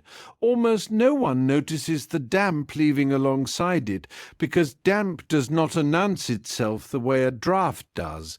You feel the draught on your skin and think, 'There goes my warmth, my cold, whatever I was trying to keep.' You do not feel the rot being carried out the same way, even though it is happening every hour, quietly, through that same gap." The keeper said nothing for a while, simply standing near the vent, listening to the soft movement of air through the dark cellar. "But what of the years before you took over this work?" he asked. "When I tended the cellar myself and never once thought to test it this way, did I simply never notice the damp, or was I fortunate all those winters that nothing went wrong?" His daughter considered the question carefully. "I think both are true. Some winters the gap was wide enough by chance to carry off what needed carrying. Other winters, I suspect, we lost more of the harvest to soft spots and spoilage than either of us ever counted carefully. We called it ordinary loss. Perhaps some of it was the cost of not understanding what the vent was actually doing." "That is a humbling thought," "It humbled me too, the first time I noticed it," she said. "I did not enjoy realizing that years of careful work had still been a little blind in this one way. But I would rather know it now than keep losing apples to a corner I never thought to question." "Then we will not seal it," he said finally. "No," his daughter agreed. "We will only make certain it never grows wider than it needs to be, nor narrower. Like most things worth keeping open, it asks to be tended, not decided once and forgotten. How will I know if it has grown too wide or too narrow?" "You will not know all at once," she said. "You will know slowly, the way I learnt it, by watching a small basket in a far corner, season after season, until the cellar itself teaches you its own particular rhythm. Every cellar is a little different. The hillside, the depth, the direction the vent faces, all of it changes how much air is enough and how much is too much. That sounds like a great deal of attention for one small gap." "It is," she said, "but consider what it protects in return, an entire winter's harvest, kept whole rather than half-rotted for the cost of a little ongoing care. I would rather tend one small vent carefully than discover every spring that carelessness had cost us a season's food." The keeper looked at his daughter for a long moment, something like pride settling into his weathered face. "I'm glad you did not simply argue with me. I'm glad you showed me instead." "Arguing rarely changes a mind that has already decided," she said, smiling. "Showing sometimes does. I think I learned that from watching you try to argue with stubborn weather every winter of my childhood and lose every single time." The keeper laughed at this, a real laugh, the first in some weeks. "Then perhaps you have learned more from me than either of us realized." The keeper carried that small spoiled basket up into the daylight himself, when spring finally came, and set it where he would see it each morning for the rest of the season, as a reminder rather than a regret. "Why keep it where you must look at it?" his daughter asked. "Because I would rather remember the cost of not understanding plainly than forget it the moment the weather turns warm and easy," he said. "A lesson kept out of sight has a way of needing to be learned twice." That spring, when the cellar was finally opened and the rest of the harvest brought up into the daylight, nearly all of it had kept well through the long winter. All of it, except that one small forgotten basket of apples that had spent the season furthest from the vent's quiet, patient work.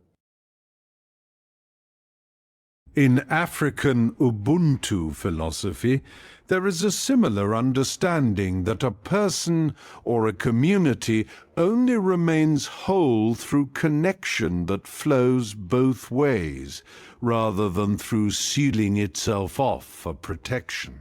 The phrase, often translated as "I am because we are," reflects this, that isolation, however safe it may feel, slowly diminishes the very thing it was meant to protect. Two ideas from this tradition echo tonight's chapter. First, the belief that a community sealed off entirely from outside relationship eventually grows brittle and depleted, much like the cellar's damp corner, lacking the exchange that keeps it healthy. The harm, like the rot in tonight's parable, often arrives quietly, long before anyone notices it has begun.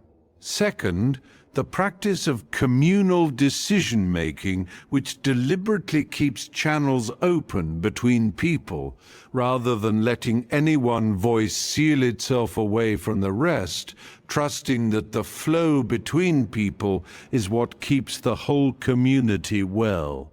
In both cases, what seemed like protection through sealing was, in practice, a slow harm.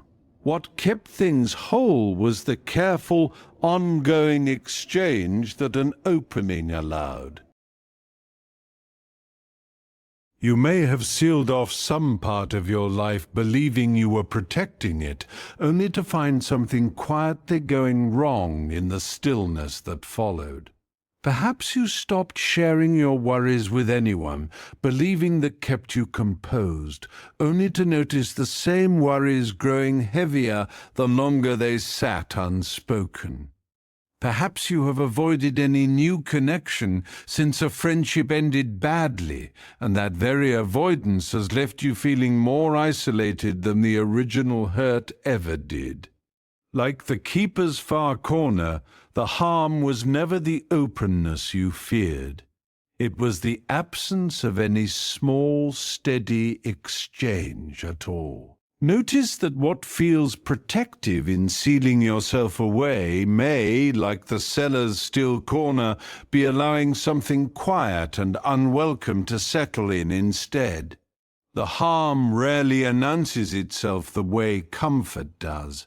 It simply gathers, slowly, in whatever stillness is left unattended. You do not need to fling every door open tonight. Simply notice where a small, steady opening, a conversation, a shared worry, an honest moment might be doing more good than the seal you have been keeping in its place. The grip of self-protection loosens. The instinct to seal everything away softens. A small, ongoing exchange becomes possible again.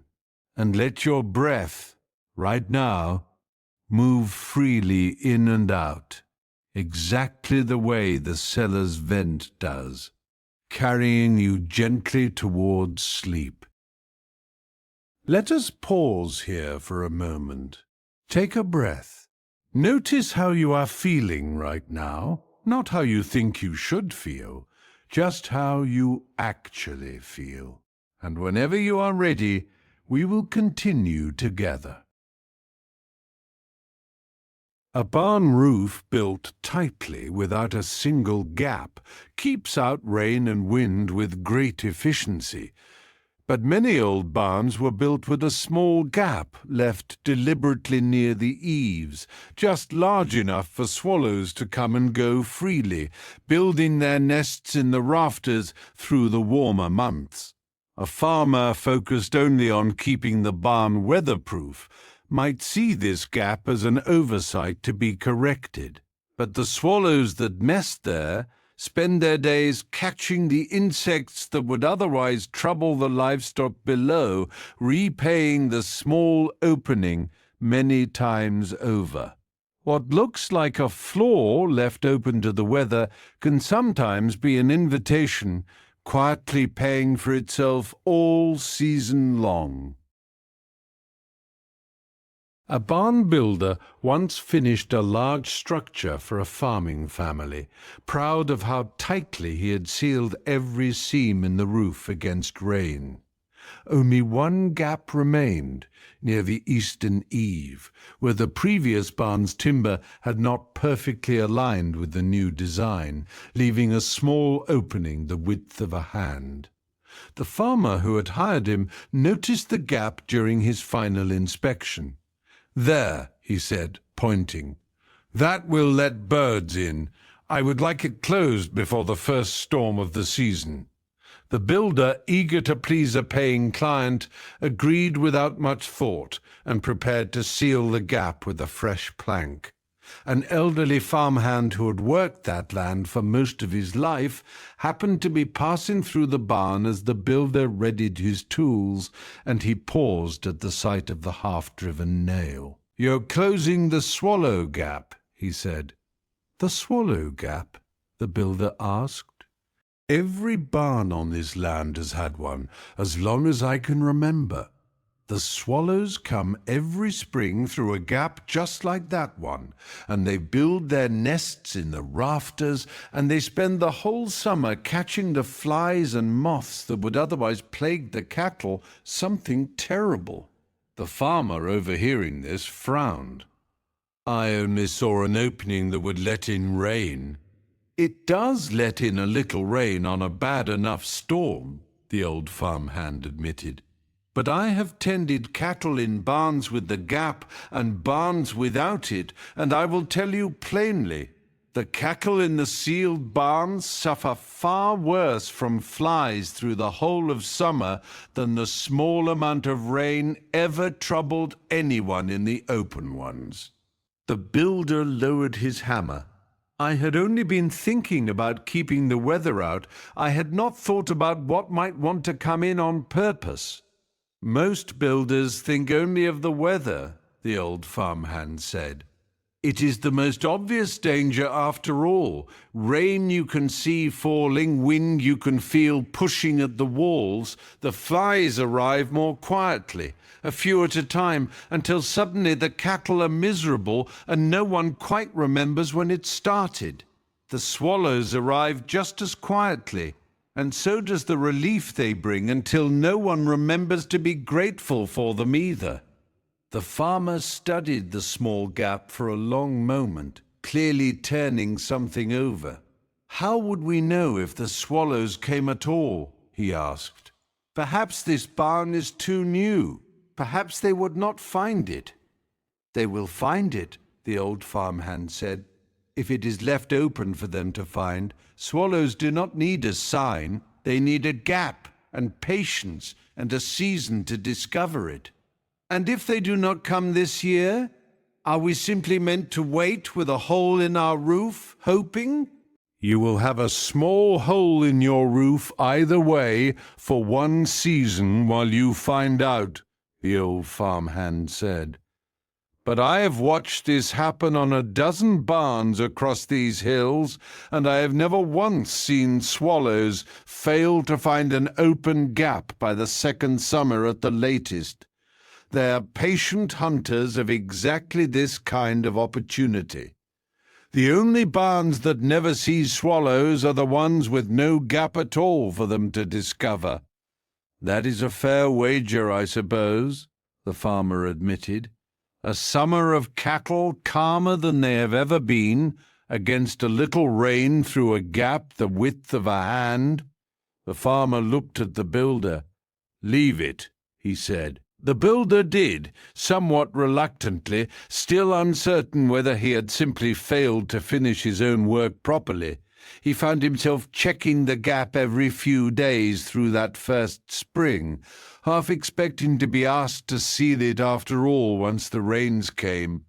You keep looking at it, the old farmhand observed, finding him there one damp morning. I am still not certain I did not simply fail to finish my work, the builder admitted. A gap the width of a hand, left in a roof I was paid to seal completely. It troubles me, even knowing what you told me. That is an honest thing to admit, the old farmhand said. I will tell you what troubled me. The first time an older farmhand showed me a swallow gap of my own many years ago, I worried I was simply making excuses for sloppy work, the same as you are worried now. It took me a full season of watching the swallows come and go and watching the cattle stand calm through a hot summer before the worry finally eased. And now I do not worry about it at all. I have watched it work too many times, but I do not expect you to trust me on my word alone. I expect you to trust your own eyes once the swallows arrive and the flies begin to thin. That is how this lesson actually settles into a person, not through being told, but through watching it happen with your own eyes, the way you are about to. By early summer, swallows had indeed found the gap and built their nests in the high rafters and the farmer noticed by midsummer that his cattle stood calmer in their stalls than they had in any previous year, undisturbed by the swarms of flies that had once made the hot months nearly unbearable for them. The following spring, when the builder was hired to raise a second barn on a neighboring farm, he left a gap near the eastern eave on purpose, without being asked. The new farmer noticed it during the final inspection, just as the first farmer had, and asked the same question almost word for word. "What is that gap for?" "For the swallows," the builder said, and found himself smiling as he said it. "Leave it be, and by midsummer you will understand why better than I could ever explain it standing here." The new farmer studied him for a moment, clearly weighing whether to trust a builder's word over his own instinct to seal every seam tightly. "You sound very certain for someone explaining so little." "I was uncertain myself the first time someone told me the same thing," the builder admitted. "I will tell you what convinced me. Not an explanation.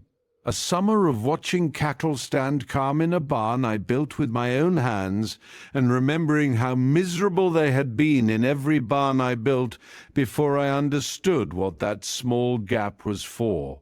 The new farmer left the gap, and by midsummer his own cattle stood just as calm as the first farmer's had, undisturbed by flies, sheltered beneath swallows that asked nothing of the farm except the width of a hand in an otherwise finished roof.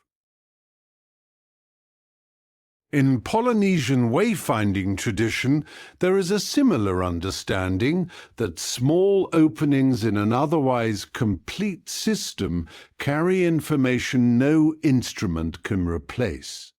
Traditional navigators crossing vast stretches of open ocean relied on gaps in cloud cover, the particular flight patterns of certain birds, and changes in the swell that revealed land long before it could be seen. Two ideas from this tradition echo tonight's chapter. First, navigators deliberately watched for frigate birds and other land-based species flying further out to sea than expected, treating their presence as an opening of information rather than a random occurrence to ignore, much as the old farmhand watched for swallows rather than dismissing them. Second, the practice of reading subtle gaps and shifts in ocean swell patterns, understanding that the open sea was never simply empty water, but a surface constantly offering signs to those willing to stay attentive to its openings. In both cases, what might be dismissed as incidental, a bird, a gap in the waves, was treated instead as a deliberate source of guidance, available only to those who had not sealed themselves off from noticing it.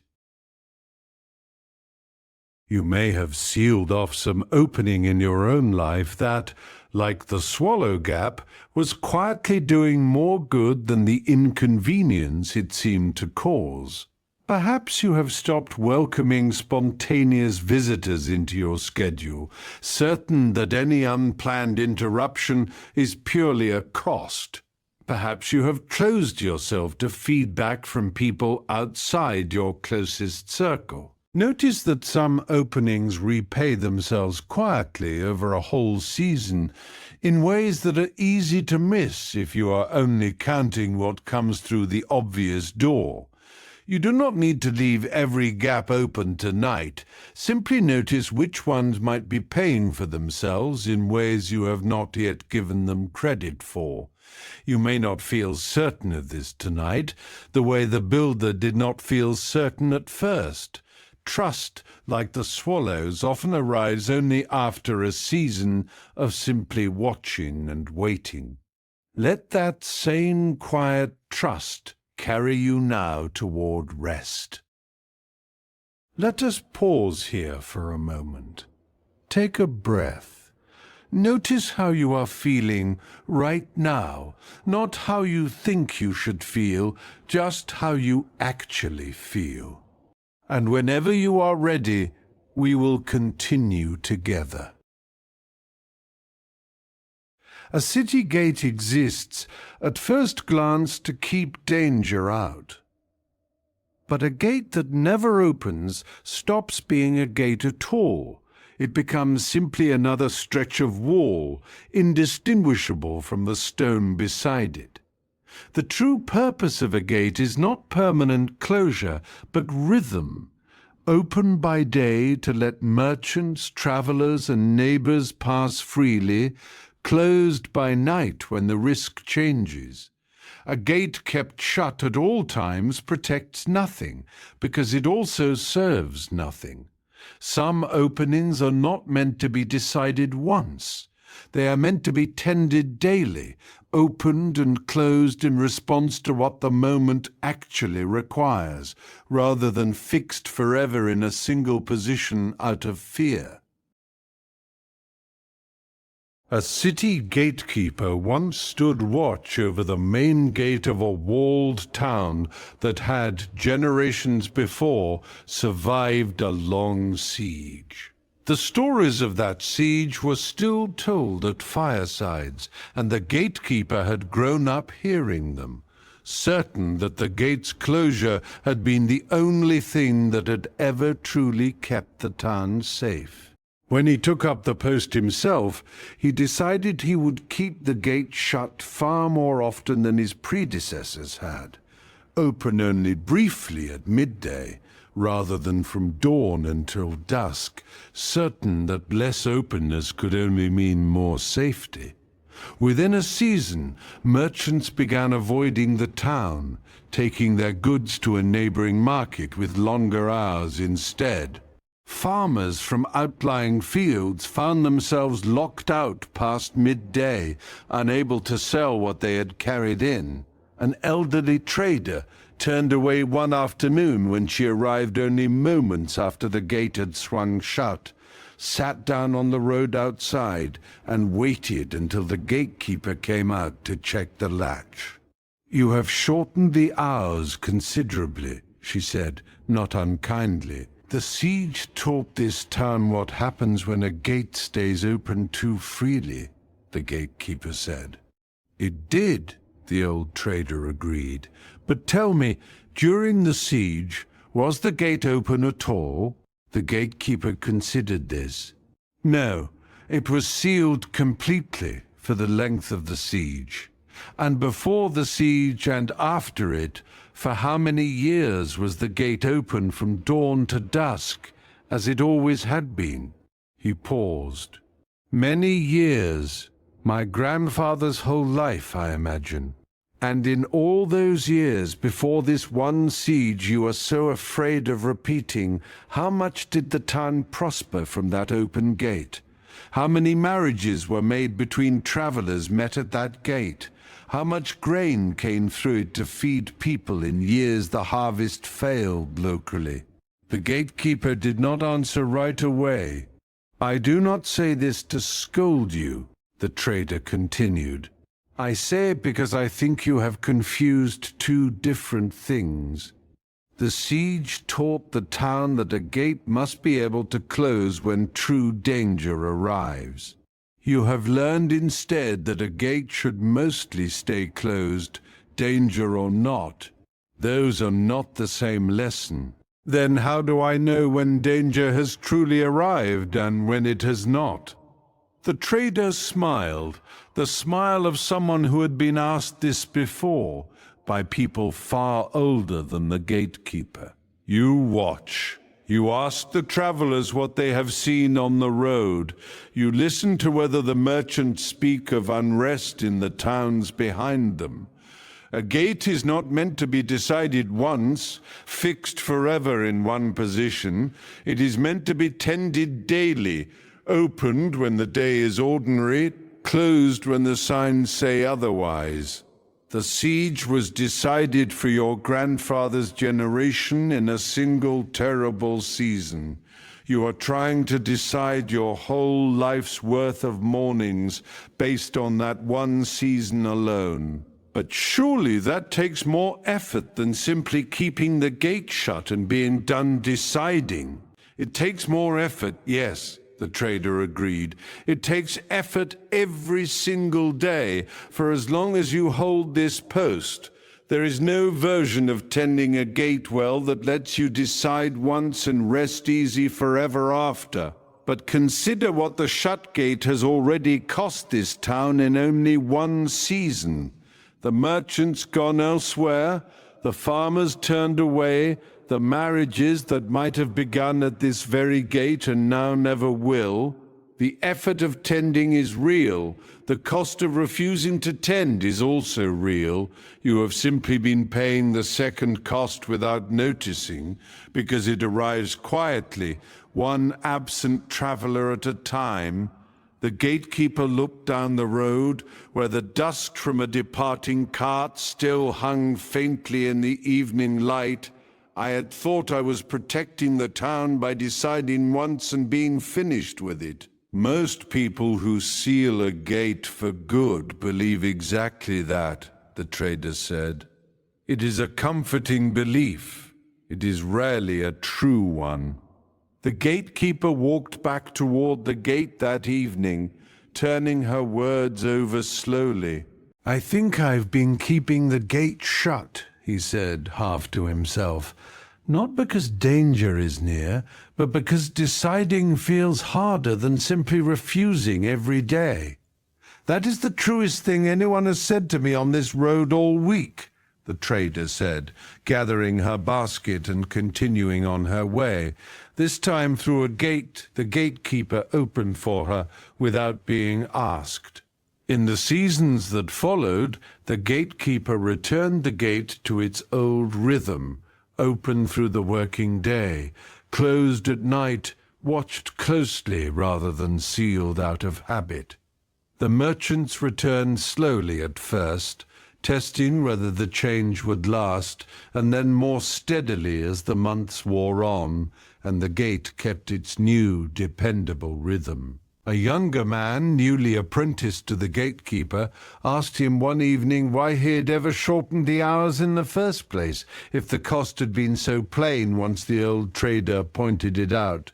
"Because deciding once and being done with deciding felt like a kind of relief," the gatekeeper admitted. "I did not have to wonder each morning whether today was a day for caution. I had already decided for every day all at once. It was a heavy kind of freedom, and I mistook it for wisdom. And now? Now I wonder every morning," the gatekeeper said. "It is more tiring in a small way, day after day, but it is also the only way I know to actually meet the day in front of me, rather than a day I imagined fearfully many years ago and never let go of. Does it ever feel like too much wondering every morning instead of simply deciding once?" "Some mornings, yes," the gatekeeper admitted. "On those mornings I am tempted to go back to the easier way, to simply shut the gate and stop asking myself anything at all.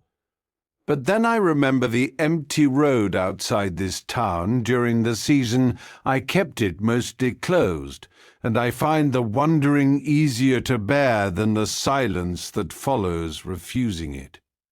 The merchants returned, the marriages resumed, and the gatekeeper, each evening as he swung the heavy doors closed, understood that he was making a choice, fresh each time, rather than hiding behind a decision made once out of fear. Years later, when the younger man took up the post himself, he found he understood the gate's old rhythm without needing to be taught it twice. In Aboriginal Australian songline tradition, there is a similar understanding that pathways across the land are kept alive through use, not through permanent sealing or permanent fixing in place. Song lines mark routes across vast distances, passed down through story and song, walked again and again by each generation rather than closed off and left untraveled. Two ideas from this tradition echo tonight's chapter. First, the understanding that a song line only remains a living path through continued use, a route walked, sung, and remembered, rather than a route simply marked once and then forgotten or sealed away from the people who might still need it. A song line left untraveled does not stay safely preserved, it simply fades. Second, the practice of caring for country, which holds that the land's openness to human presence and the land's protection are not opposites, but require ongoing attention, working together, season after season. In both cases, the path was never meant to be decided once and fixed forever. It needed tending, returning to, and reopening again and again, exactly the way the gatekeeper learned to tend his gate. You may have sealed a gate of your own out of an old fear that has long since passed, mistaking permanent closure for safety. Perhaps you decided after one disappointing experience that you would simply stop trusting new people altogether, closing that gate completely rather than tending it with discernment each time. Perhaps you have stopped saying yes to invitations entirely, certain that refusing everything is safer than deciding case by case what is actually worth your evening. Notice that safety rarely comes from a gate sealed forever. It comes from a gate tended daily, opened when the day calls for openness, closed only when something real requires it. The grip of old fear loosens. The need to decide once and be finished with it softens. A quieter kind of attention takes its place. You do not need to reopen every gate tonight. Simply notice whether you have been keeping something closed out of true caution or out of the older, quieter fear of having to decide each day. And let tonight's rest be one gate you open freely, without hesitation, as you drift now towards sleep. Let us pause here for a moment. Take a breath. Notice how you are feeling right now. Not how you think you should feel, just how you actually feel. And whenever you are ready, we will continue together. A window, like any opening, can be made larger or smaller, depending on what a person fears and what they hope to receive. Some, fearing the cold or the cost of glass, ask for windows smaller each year, until what was once a generous opening becomes barely a slit, admitting only a thin blade of light. The room does not become safer this way. It only becomes dimmer and quieter, and further from the world outside it. There is a point past which shrinking an opening no longer protects anything. It simply removes the very thing the opening was built to provide in the first place. Smaller is not always safer. Sometimes it is only smaller. A glassmaker once served a family that had over 3 generations asked her workshop for smaller and smaller windows each time a piece needed replacing. The grandmother of the family had first asked for a modest reduction, citing the cost of heating a drafty room. The mother, years later, had asked for the window to be smaller still, worried about a storm that had once cracked the larger pane. And now the youngest daughter of the household, having inherited the home, arrived at the workshop asking for the window to be made smaller yet again, barely wider than a person's hand.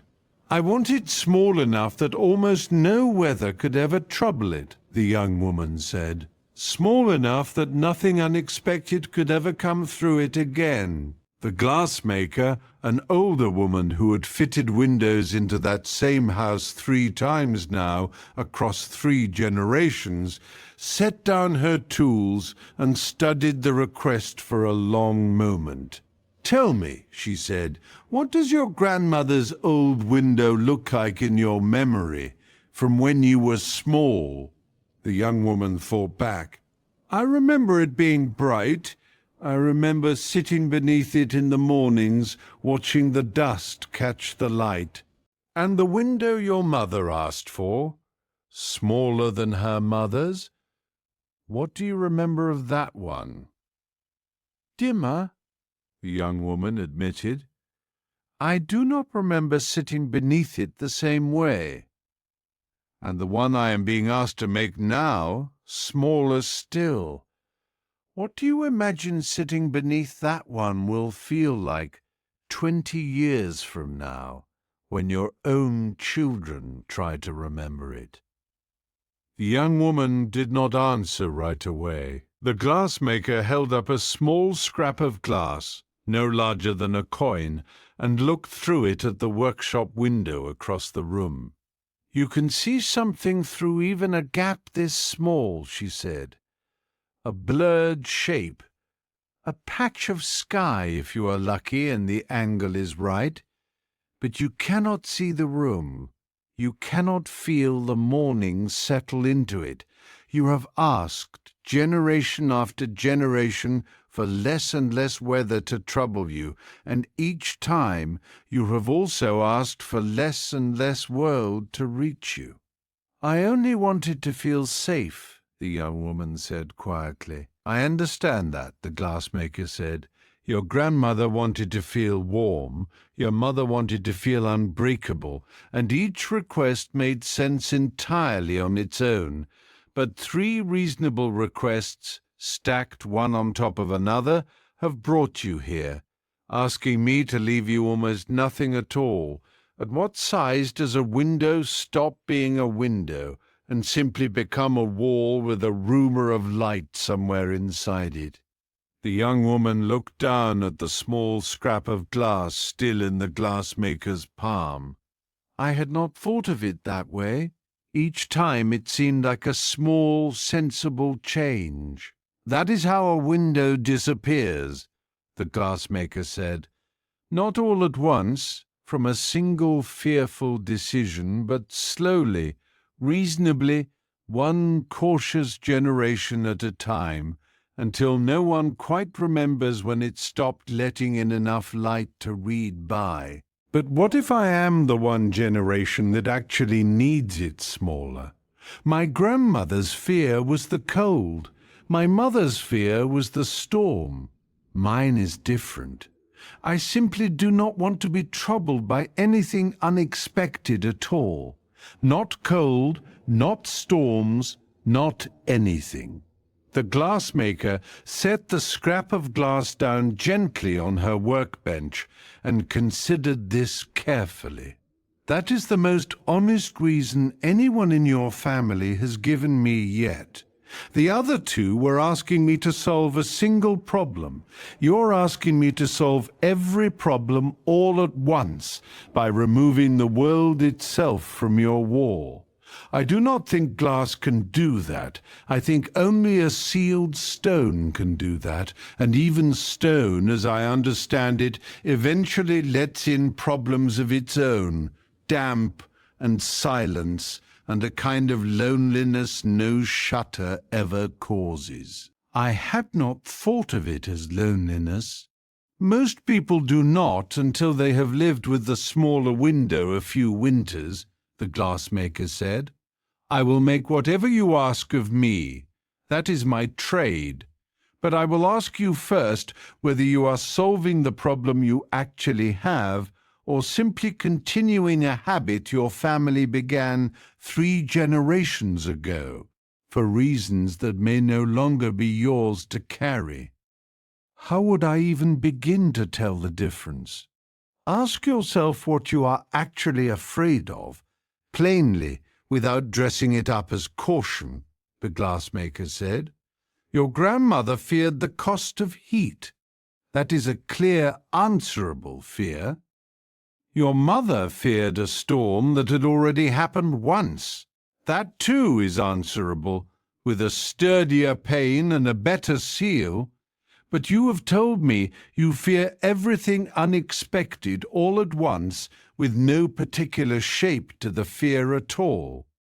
A window cannot answer a fear with no shape. Only you can by deciding how much world you are actually willing to let back in. The young woman sat with this for a long while, watching afternoon light fall across the workshop floor through windows of an ordinary, generous size. "But how do I explain this to the rest of my family," she asked, "when they ask why I undid 3 generations of careful, sensible decisions?" "You might tell them what you told me," the glassmaker said, "that you wanted to feel safe and discovered the smaller window does not actually give you safety.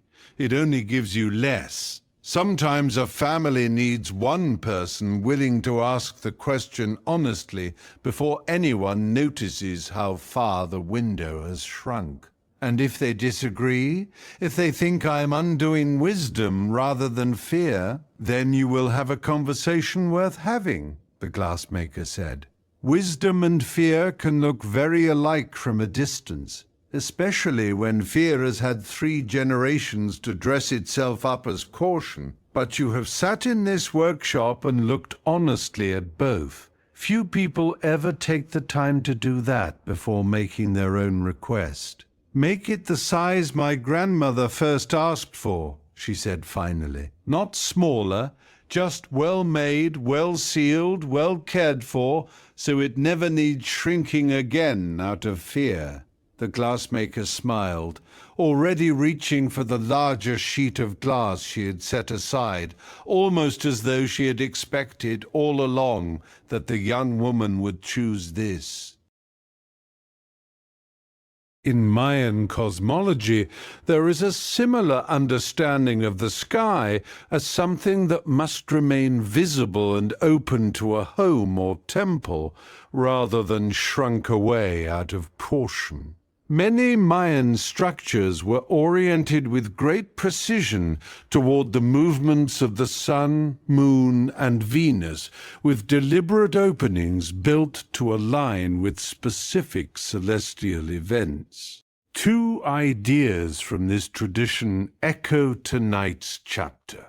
First, the Temple of Kukulkan and similar structures were designed so that light could enter through carefully placed openings only at certain moments of the year, treating the sky's access to a space as something to be protected and precisely tuned, never simply minimized out of fear.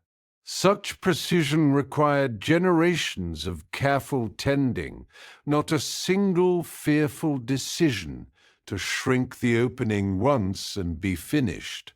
Second, the broader Mayan understanding of time as cyclical, returning again and again, suggests that an opening shrunk too far in one generation can, like the glassmaker's window, be widened again by a later one, willing to notice what was lost.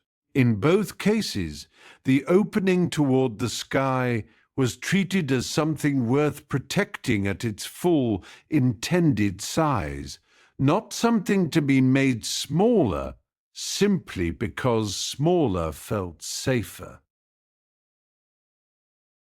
You may have, like the family in tonight's story, shrunk some opening in your own life gradually, one reasonable decision at a time, until very little light reaches it anymore.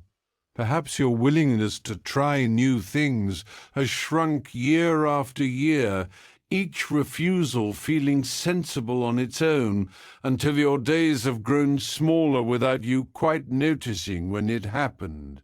Perhaps your closest relationships have narrowed slowly, each boundary reasonable in the moment, until the circle of people who truly know you has become smaller than you intended. Notice that you are allowed to ask, as the young woman finally did, whether the size you have settled for is the size you actually need, or only a habit inherited from an old fear. The grip of inherited caution loosens. The weight of 3 generations of small, sensible reductions lifts. Something closer to your own true size becomes possible again. You do not need to widen anything tonight. Simply notice the size of the openings in your own life with curiosity, and let that same gentle noticing carry you towards sleep, exactly as you are, in a room exactly the size it needs to be tonight. Let us pause here for a moment. Take a breath. Notice how you are feeling right now, not how you think you should feel, just how you actually feel. And whenever you are ready, we will continue together. A threshold is a strange piece of architecture, not quite inside, not quite outside, belonging fully to neither room it connects. It is easy to overlook, since no one lingers there for long, but without that narrow strip of neither here nor there, the inside and the outside would simply be 2 sealed worlds, with no way to become one livable place. The threshold does not need to be large to matter. It only needs to exist, faithfully, every time someone needs to move from where they were into where they are going. Some of the most useful spaces in a life are the ones we only ever pass through, never stay in, and rarely think to thank. A traveller once arrived at a remote lodge built at the edge of a high mountain pass, the last shelter before a long and dangerous crossing. The lodge-keeper, an old man who had welcomed countless travellers over the years, noticed the warm stone threshold at his own front door, smoothed by generations of boots, and the traveller, resting there after a long climb, asked him an odd question. "Why not simply remove this stone?" the traveller asked. "It is neither truly inside your lodge nor truly outside it. It seems to belong to nothing. I have seen homes built without any threshold at all, where the floor inside simply meets the ground outside directly. Would that not be simpler?" The old lodge-keeper considered the question with real care, as though no one had asked it of him in exactly that way before. "Sit here a moment, on the stone itself," he said, "rather than fully inside or fully outside, and tell me how it feels." The traveller did, somewhat puzzled, and sat upon the worn threshold stone, 1 foot still in the cold mountain air, 1 foot already touching the warmth of the lodge's floor. "It feels," the traveller said slowly, "like neither place fully yet. Like a kind of pause between the mountain and the fire." "Yes," the old man said, "that pause is the threshold's whole purpose. It is not a room. It asks nothing of you. It only gives you 1 breath's worth of space in which you are no longer entirely the traveller you were on the mountain, and not yet entirely the guest you are about to become beside my fire." "But why does that pause matter? Could I not simply step directly from the mountain into the warmth, all in one motion?" "You could," the lodge-keeper agreed. Many doorways have no threshold at all, and people pass through them perfectly well every day, without noticing anything missing. But I have welcomed travellers who arrived at this lodge in a state far rougher than yours, frightened, frozen, sometimes grieving a companion lost somewhere on the crossing behind them. For those travellers, this stone has mattered greatly. It gives the mountain a moment to fall away from their shoulders before the warmth of the fire asks anything new of them. The traveller looked down at the smooth stone beneath him, worn soft by countless boots before his own. "I had thought it was simply old," he said, "worn down by neglect, perhaps, rather than care." "It is worn down by exactly the opposite of neglect," the old man said. "It has been used faithfully by everyone who has ever needed one breath between two different versions of themselves, the one arriving and the one about to be welcomed in. No one stays on this stone. That is precisely why it works. If anyone tried to live upon it, build a home upon it, it would stop being a threshold and simply become an uncomfortable room belonging to neither world properly." "Then its uselessness is its use," the lodge-keeper said, smiling at the distinction. "It holds nothing. It claims nothing for itself. It is simply a width of stone wide enough for one pause, freely given to anyone who needs it, exactly when they need it, and to no one for longer than that." "But could it not be wider? Surely a longer pause would serve an even more frightened traveller even better." The lodge-keeper considered this carefully. "I have wondered that myself over the years. I built one once on a different lodge I kept long ago, twice as wide as this one. Do you know what happened?" "What?" "People began to linger there. A traveller would sit on that wide threshold for an hour, sometimes longer, neither fully arriving nor fully resting, caught in a pause that had grown large enough to become its own kind of room. The threshold stopped doing its quiet work the moment it grew large enough to be mistaken for a place to stay. I learned after that a threshold serves best when it remains exactly the size of one unhurried breath, no larger.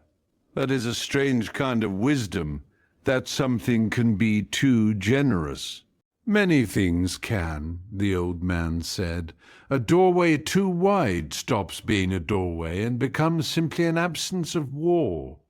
A pause too long stops being a pause and becomes a kind of stuckness. The threshold's whole gift is its modesty. It asks for one breath, gives you that breath freely, and then asks you gently to continue on." The traveller sat a little longer on the worn stone, feeling the mountain's cold slowly leaving his shoulders, feeling the lodge's warmth not yet fully claiming him either, suspended for a few unhurried breaths between the two. "I have one more question," the traveller said. "If I had arrived at your door in a hurry, eager to reach the fire, and stepped straight across without ever pausing here at all, would the threshold have failed me?" The lodge-keeper shook his head. "No, the threshold does not require you to notice it in order to do its work. Most travellers cross it without a second thought, and it serves them just as faithfully as it is serving you now, sitting here asking questions about it.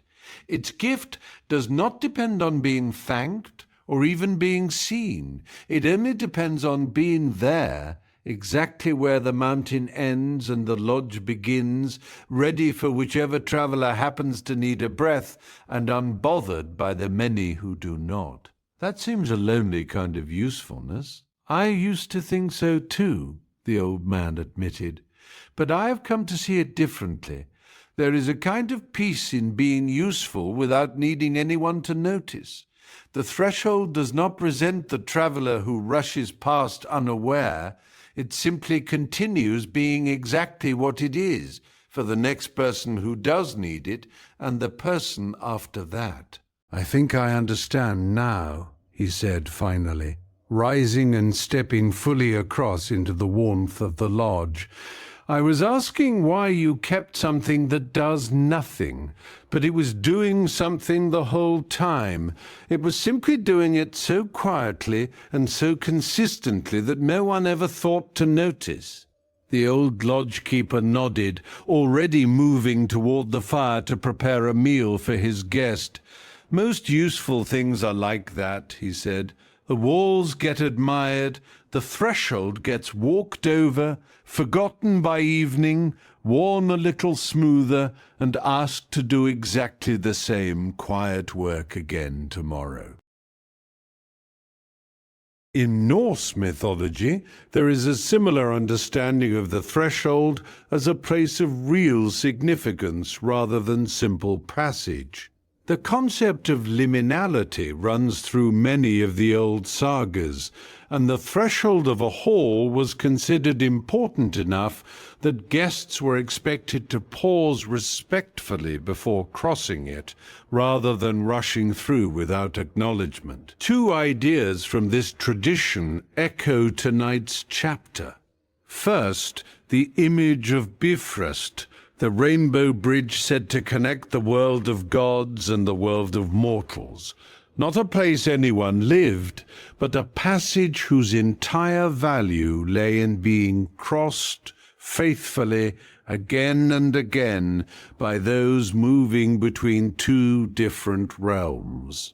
No one made a home upon that bridge, just as no traveller was meant to linger upon the lodge-keeper's stone. Second, the old custom of pausing at a hall's threshold before entering, neither rushing in nor lingering too long outside, honoring the brief, necessary pause between one world and the next as something worth respecting rather than skipping past. In both traditions, the place that held nothing of its own was treated as one of the most significant places in the entire journey. You may move through many small thresholds each day without noticing them at all. The pause between work and home, the moment between a hard conversation and the next thing you must do, the breath between one task and another. Often we rush straight through these pauses, refusing ourselves even one breath of in-between, certain that arriving faster is always better than arriving gently. Notice tonight that you do not need to erase the gap between one part of your day and the next. You are allowed a threshold of your own, a moment that belongs to neither what came before nor what comes next, asking nothing of you except that you pause there briefly before continuing on. The grip of the day loosens, the rushing softens. One quiet breath becomes enough. And right now, you are standing on exactly that kind of threshold. No longer fully in your waking day, not yet fully asleep, resting in the quiet, useful emptiness of the in-between. Let us pause here for a moment. Take a breath. Notice how you are feeling right now, not how you think you should feel, just how you actually feel. And whenever you are ready, we will continue together.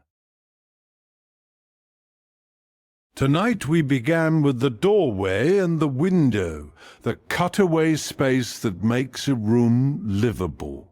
And over these 13 chapters, we let that question open slowly from many different sides. We met an apprentice who wanted to brick over a doorway and learned a door can be tended rather than sealed.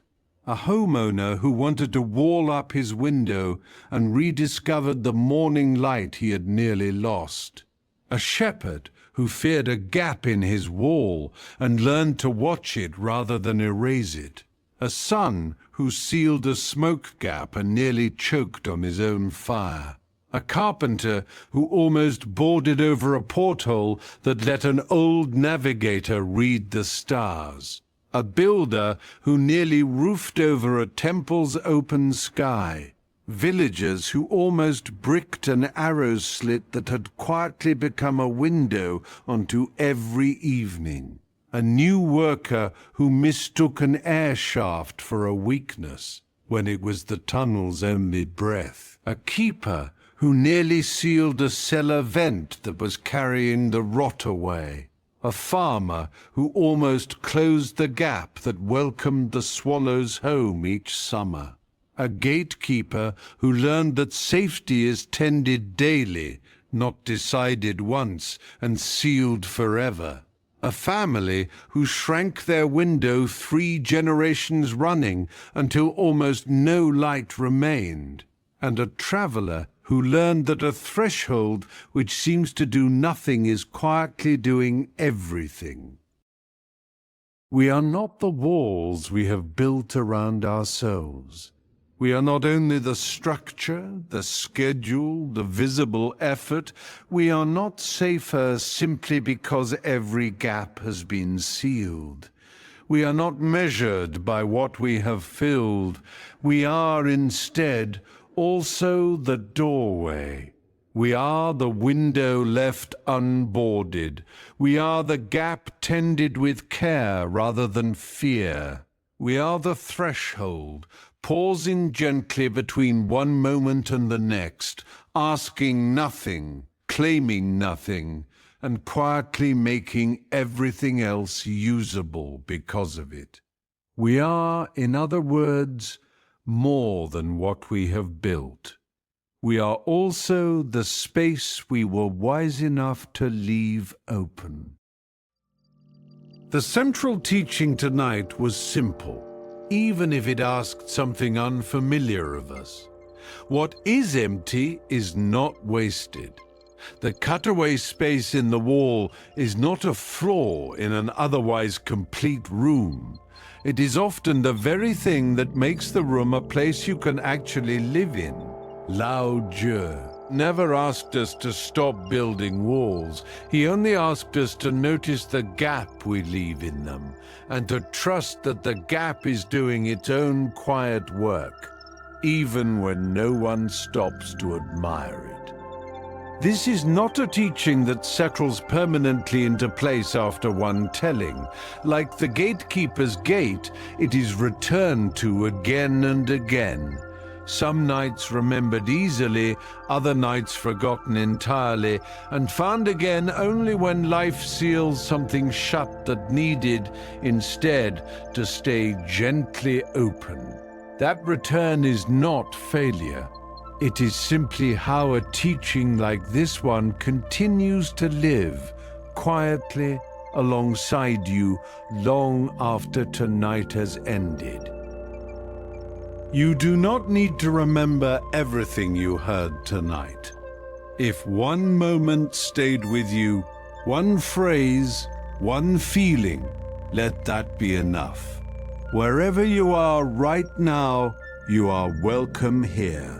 Exactly as you are, with whatever you are carrying and whatever you are ready to set down. Sleep well. And thank you for joining us here at the Tao at Night.